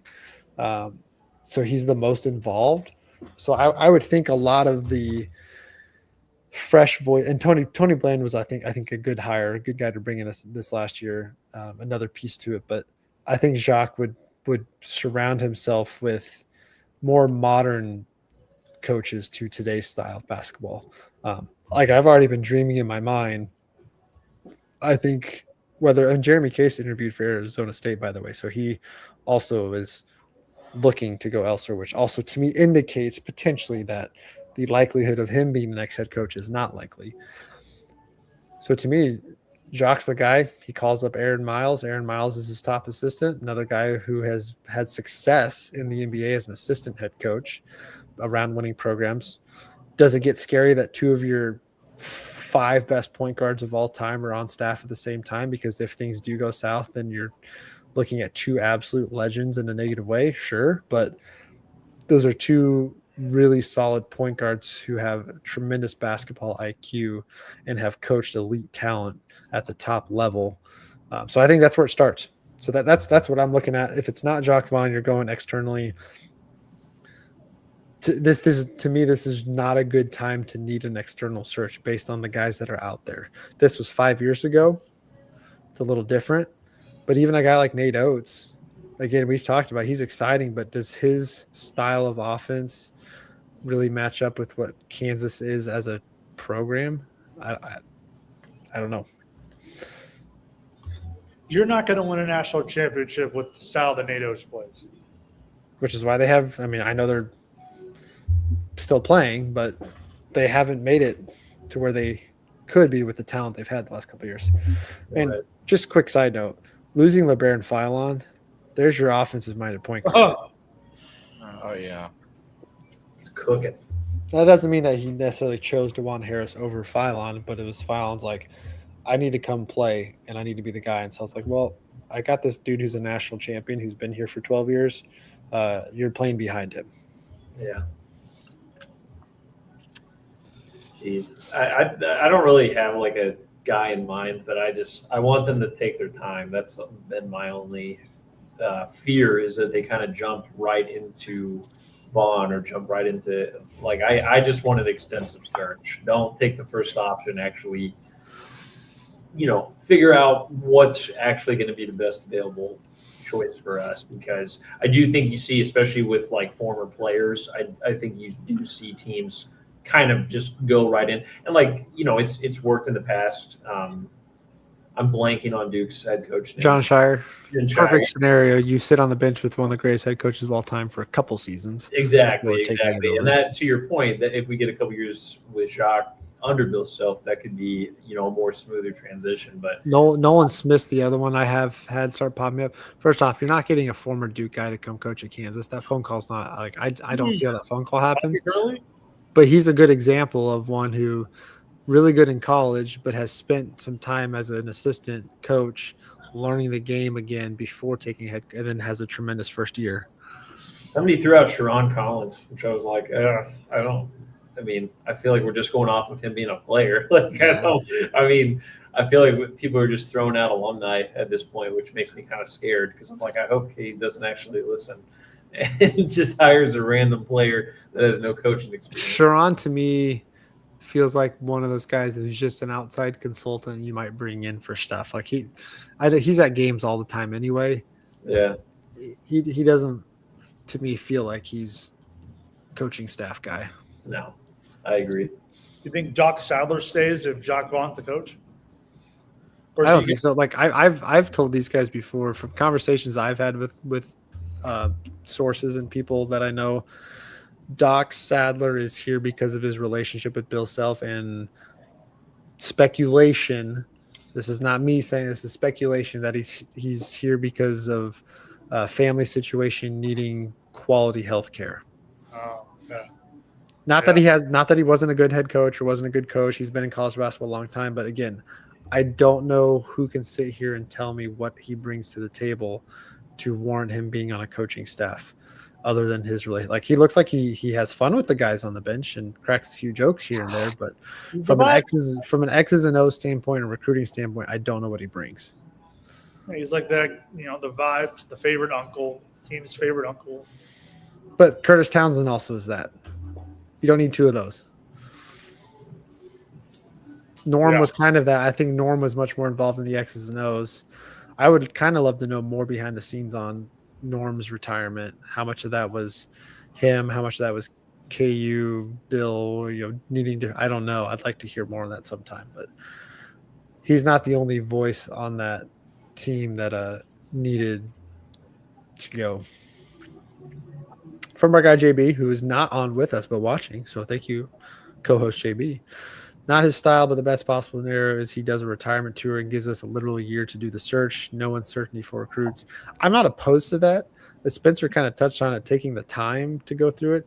Part of me also wonders, like, maybe Jacques not the long term. Maybe it's like, hey, for us to do what we really want to do, this is not the right landscape right now. So, hey, Jacques, how do you feel about being short-term stopgap head coach? If it works out great, becomes long-term, but it's like more of the temporary thing, which doesn't feel right because I don't think that's Kansas either. But I don't see Bill coming out and announcing, saying, hey, next year is going to be my last season doing a retirement tour like Krzyzewski. I think it might be, as of right now, I want to do at least one more season. I feel really good about the guys coming in. I think we're capable. Here's the changes we want to make. I think we can do it next year. And I think it's going to be kind of more like that with like it is with Travis Kelce. I don't think you're going to get a Bill Self honest answer of, hey, I've got 2 years in me, 3 years, 5 years, but I think it's going to be, I can do next year. So I think he's more likely to say that than, hey, next year I'm 100% committed to, but it's my last and final year coaching. I don't think he's going to come out and say that. Right. He's much more likely to end the season and then a couple weeks later say, yeah, I'm good. Because I don't think he wants all the attention that a retirement tour brings. It's just not his character. Yeah.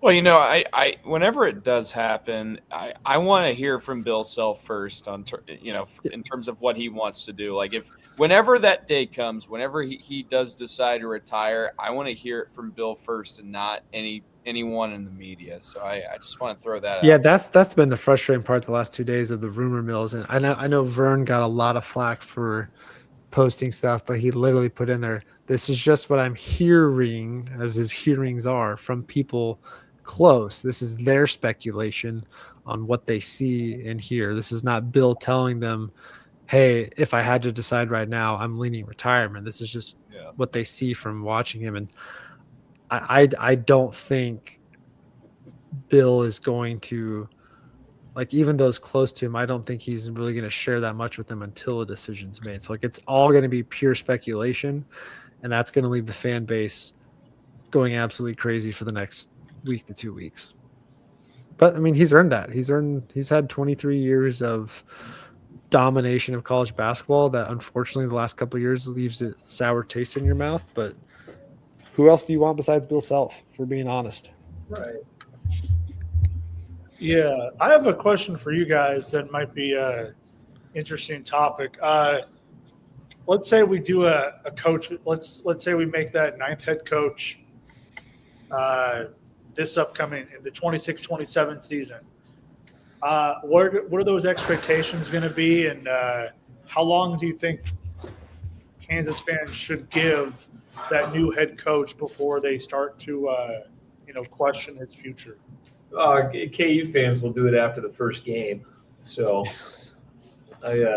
yeah. I mean, ideally, you would give them, I'd probably say, kind of a season on training wheels, and then see how the season after that truly looks, or a full season with all their own training staff hires. I think that would be a good one too. But again, knowing us, we'll be calling them to be fired after the first, home conference game loss. So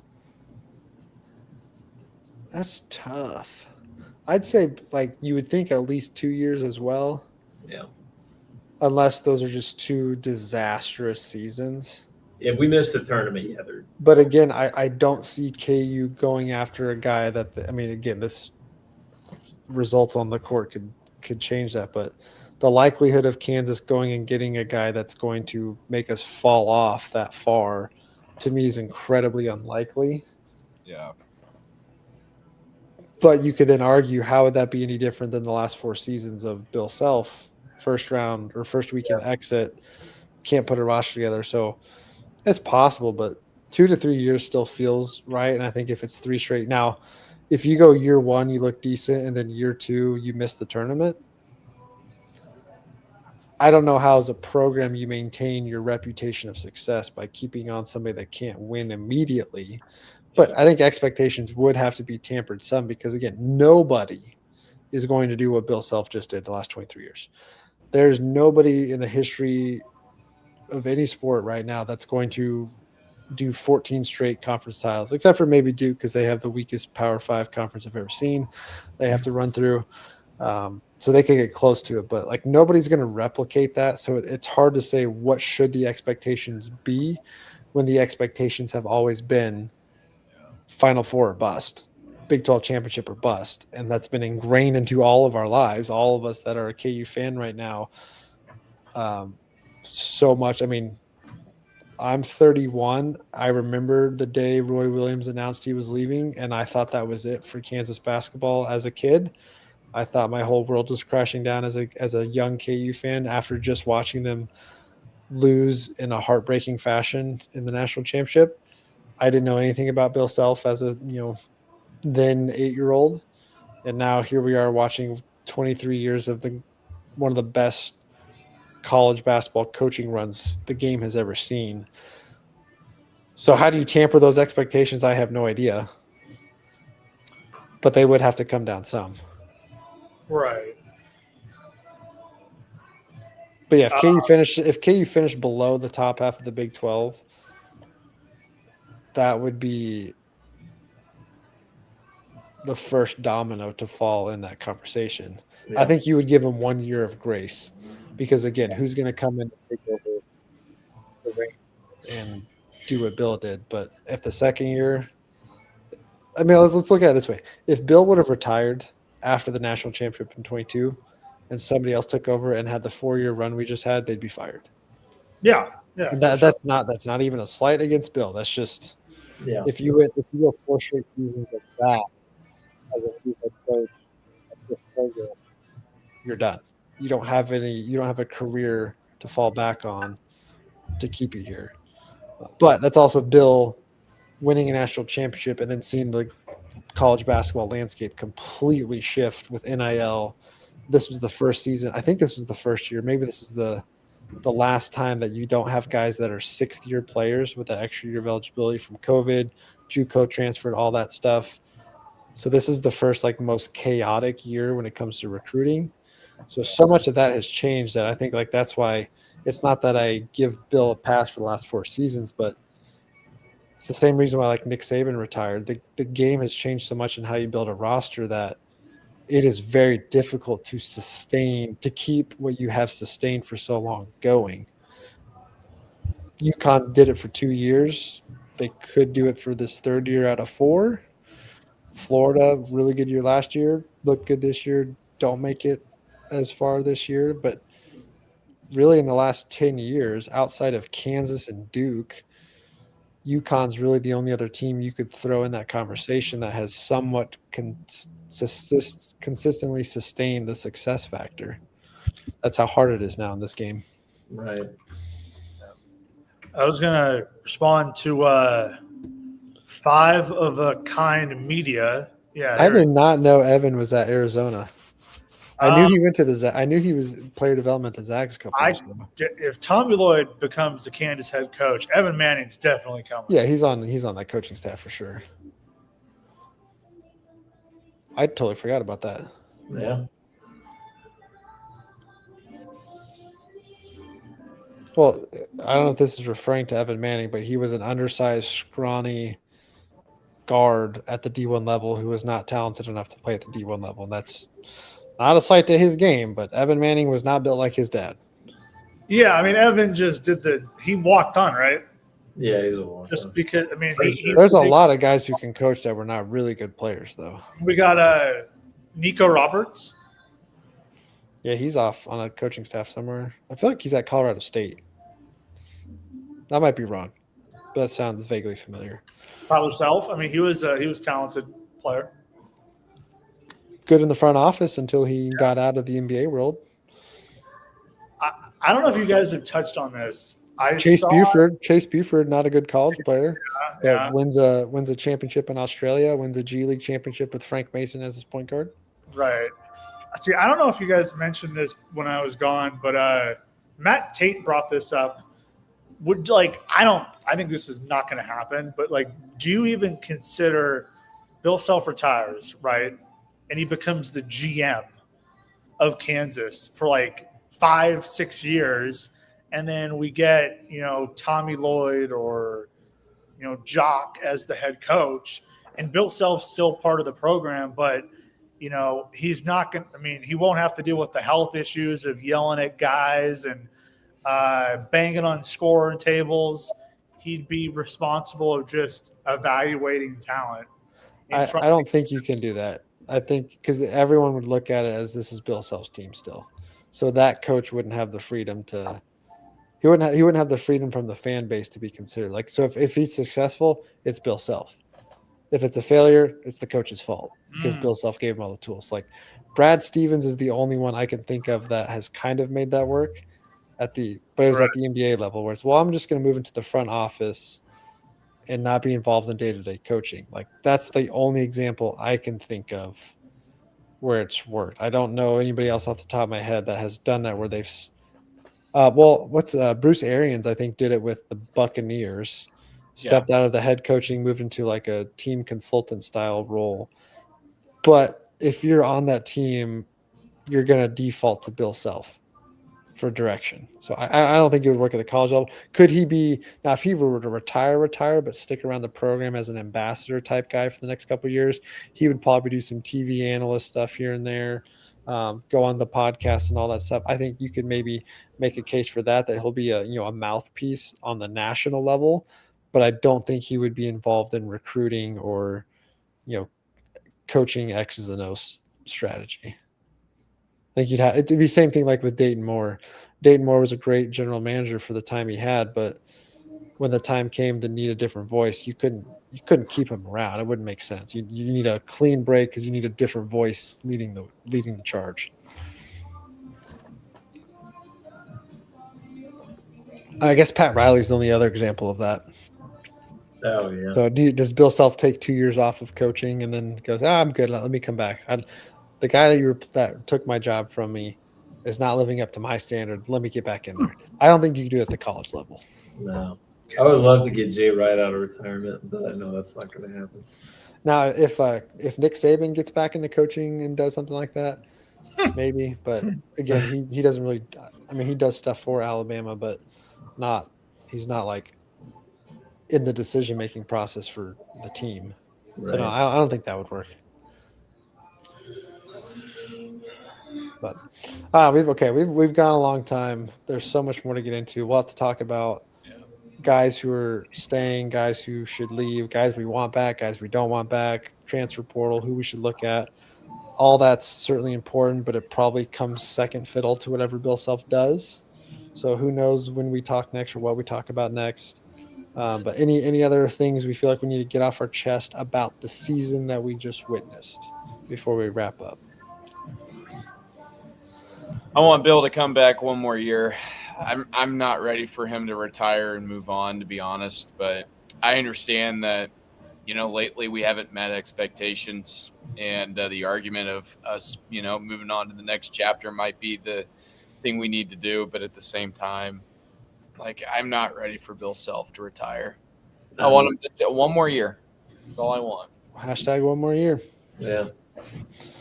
That's my take. So, JB, you cannot get in the comments and say one more year. You've been the one texting us in the group chat the last 2 weeks that you think Bill needs to retire. Calling you out. You better get on the podcast to defend yourself otherwise. JB's going to come in for that 30 seconds, and it's like, hey, maybe all he needs is a JP apology. Yeah, That's what we're probably. waiting on. Probably. I would say it might be, change is hard. And I think a lot of Kansas fans like myself and many others, that's all they've known is just, Anthony White said he wants to win one more natty to be in that 3 class. Agreed. I think that's definitely his motivation. 10 more years. Okay. That's not happening. I told people at the beginning of this season, so many people are like, this is his last year. I've always been on the boat of 3 to 5. He's got 3 to 5 more years. This is just a blip that has him reevaluate his coaching style, but he decides to change his coaching style so that he can still coach another couple of years. Right. I would say back to what I was saying, I think change, it might be really hard for Kansas fans to want change. And it'll be different whoever coaches Kansas, but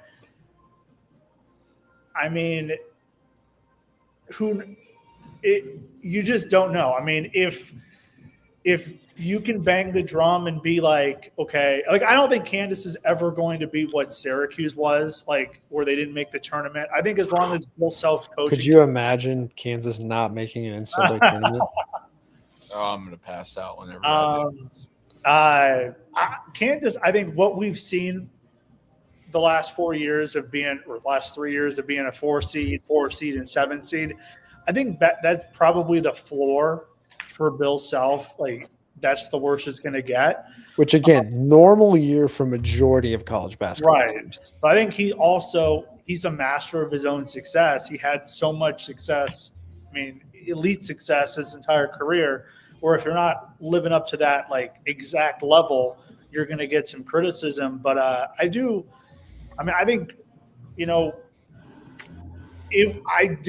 if Kansas gets a new head coach and it is Todd Golden, Dusty May, Tommy Lloyd, and you win a national championship or you make a Final Four in the first 1 or 2 years, I think everyone will miss Bill Self as long as, they're alive. But I think once, if a coach gets to that success of a Final Four or national championship, I think people are going to be like, all right, it was really the right move to make. But you would have to see immediate success from that new person, from that new coach to feel good. Yeah, and I already know what's going to happen if Bill Self retires, and then we get 3 years of the same. People are going to be like, well, this is why you didn't want to this is why we shouldn't have pushed Bill to retirement, or is the grass greener? No, it's not. That's probably what's going to happen. Yes, Kansas has never missed the NCAA tournament under Bill Self. The worst seed they had was last year as a 8 seed. That's so crazy. God. Never even close to the bubble. I mean, you could argue last year at times, maybe, but again, they've always been a top 40 team in the country under Bill Self at minimum. Majority of that being top 25. We are spoiled. Right. Our down years are better than most teams' good years. But again, we have set that standard for so long. Bill Self has set that standard that we have failed to meet that standard 6 of the last 7 years. Yeah. Which has then led us to this moment we're at now of, has the game caught up to Bill? Has Bill slowed down? 7 seed. Thank you, JB. I thought they were an 8 seed last year. Whatever it was. Yeah. Terrible seed from our standard. I'm getting it mixed up because we've played Arkansas, twice in the last 3 years in the tournament. Oh my God. Arkansas. Anywho, I do have one more thing I want to get your guys' take on that I forgot to bring up earlier. In regards to Darren Peterson, when we look back at the season Darren Peterson had individually and the season that KU had as a whole, where is that going to stack up with like the one and done seasons, the Andrew Wiggins year, the Ben McLemore year, Kelly Oubre, I guess if you want to throw him in there, the 2020 season, even though it wasn't a one and done, like where is his? Because individually, one of the best individual stat lines. But could I still make the argument that Jalen Wilson's career junior year was a better season than Andrew Wiggins than Darren Peterson's year because the way the season like that? I guess that's what I'm asking is we knew this team never was going to hit their ceiling, just didn't play enough to get this team's full ceiling going. But where is that going to, like, how are we going to compare this team against the Ben McLemore, loss to Trey Burke in Michigan and a team that probably could have won a national championship, to the Andrew Wiggins season where he just absolutely no shows against Stanford in the tournament? Like, where do you guys think this season will stack up against some of those? I mean, I think the injuries just make it really hard to contextualize and compare it to other years. I think when he plays, I don't think there has been a better freshman at Kansas than when he's on the court. Like, he was just that good. The first half against Oklahoma State, the first half against BYU, even when he has a pretty bad game against Texas Tech, he hits 2 threes to pretty much win us that game. I've never seen us have a guy like him, at least as a freshman. Again, you mentioned like Jalen Wilson. Obviously, we've had Devontae and Frank and stuff, but a guy that can shoulder so much of a load on offense and pretty much beat a team 1-on-5 as the primary weapon like he has. But I don't know what that saying is. Something about availability. It's the best. Best ability is availability. Best ability is availability, and I'm not holding it against him because I do think he was hurt, but that is something that it costs us half a season. Exactly. So that will hinder it when we compare it, but. This is a no-brainer. No question. The 2 years of Hunter Dickinson, the worst 2 years of Kansas basketball since 89, 90, right after the national championship.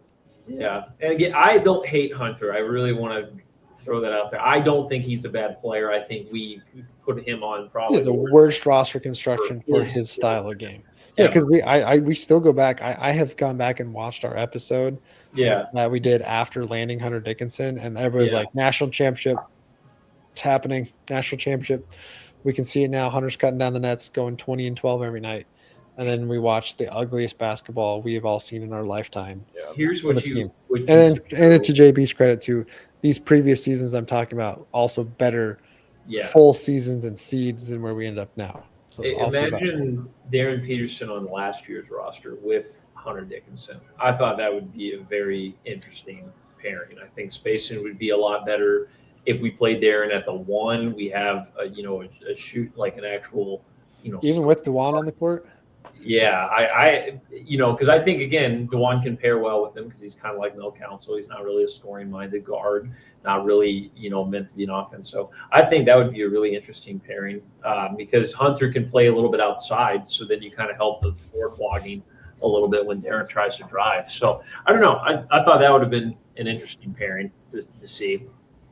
So who are some guys the last couple of years, if you could do a 1-for-1 switch for a player on this year's roster to play with Darren, that would space? Like I kind of think, would you, if you could go back, would you swap freshman Johnny Furphy for freshman Cole Rosario? Yes. Ooh, Yes.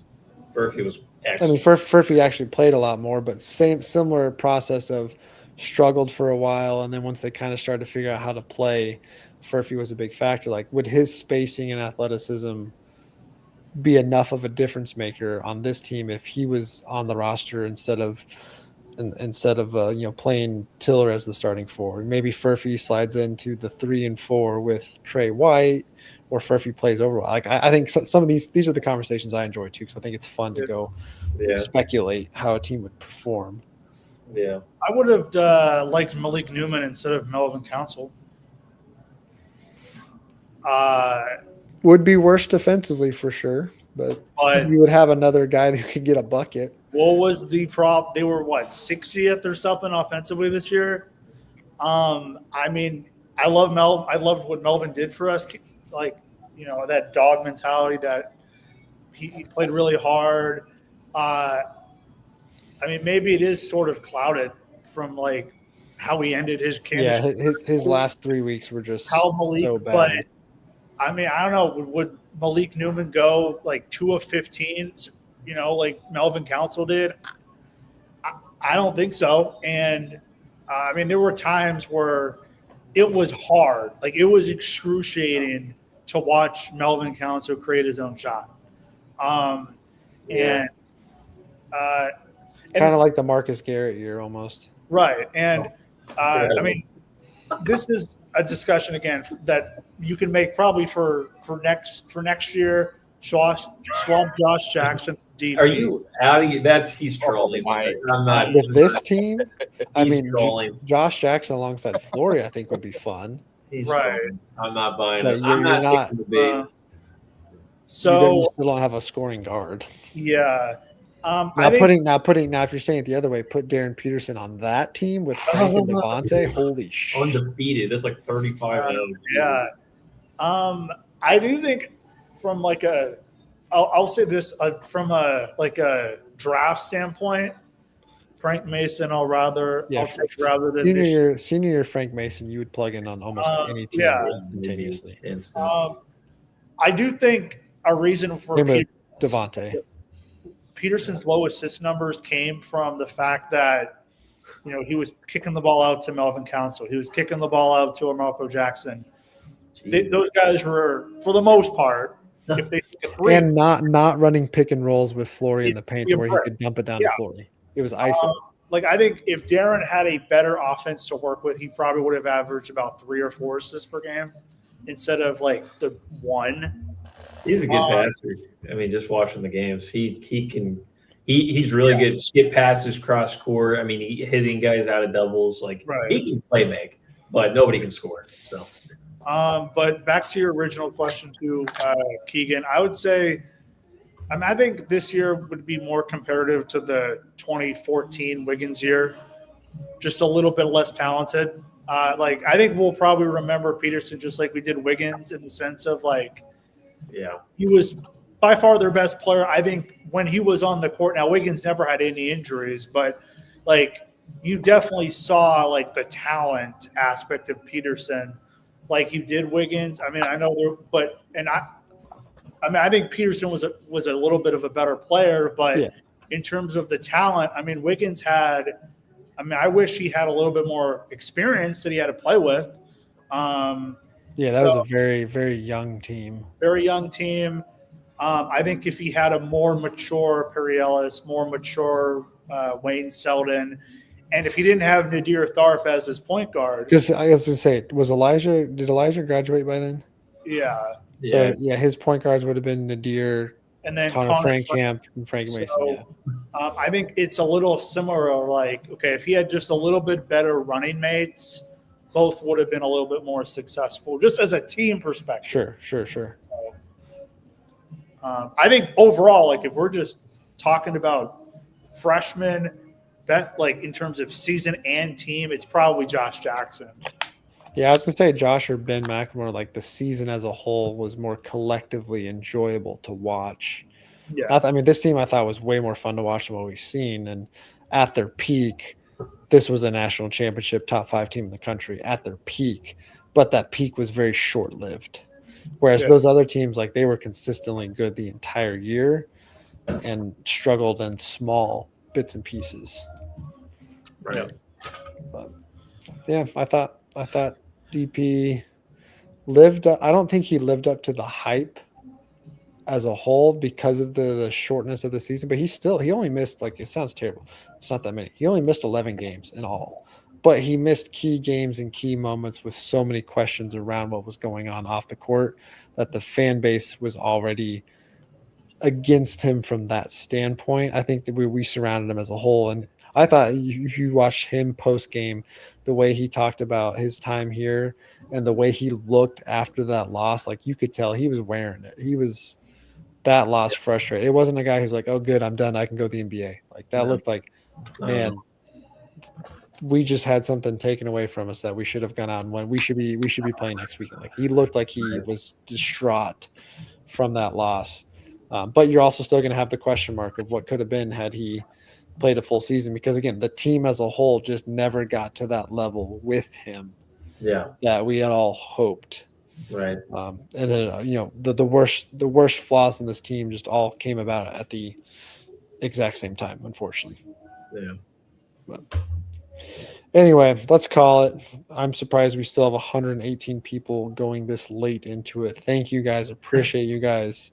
Shout out to whoever said earlier way back that we are the best of the KU podcast. I appreciate that. That's our goal. Don't know if we're there yet. We don't have quite the viewership to get there yet, but I appreciate the support from you guys. And we're going to continue to do more. A lot of off season to get into. Yeah. So much to get into. And we've already done 2 hours of it and barely have scratched the surface of what is to come, what's next for this program. Is this the end of an era, as this episode is titled? Remains to be seen. It's an end of a certain kind of era, because even if Bill Self is back, we're all under the assumption that if he's back, it's a different looking Bill Self moving forward as far as coaching. So could be the end of a mini era of sadness, of depression, of 4 bad season endings. But a lot to get into. Got to talk some more than just KU sports too. We haven't talked outside of KU basketball much the last couple of weeks. So Royal season getting underway this weekend. Chiefs off-season talk. Spencer and I got to talk some NBA with the expansion coming in the near future. Would love to run some team names by you. Talk NBA playoffs, all that kind of stuff. So make sure you're tuned in, locked in for future episodes. Hit that like and subscribe button below. Twitter, Facebook, Instagram, and TikTok. You guys can find us all there. Steven, we also appreciate you taking the time to hop on with us and sharing your takes. A lot of good stuff from this that I should be able to break up into some smaller clips and segments to repost later for those that don't want to sit through 2+ hours. But thank you. That'll wrap it up on this one. We appreciate you guys as always and look forward to the conversation that comes next. Rock Chalk. Rock Chalk.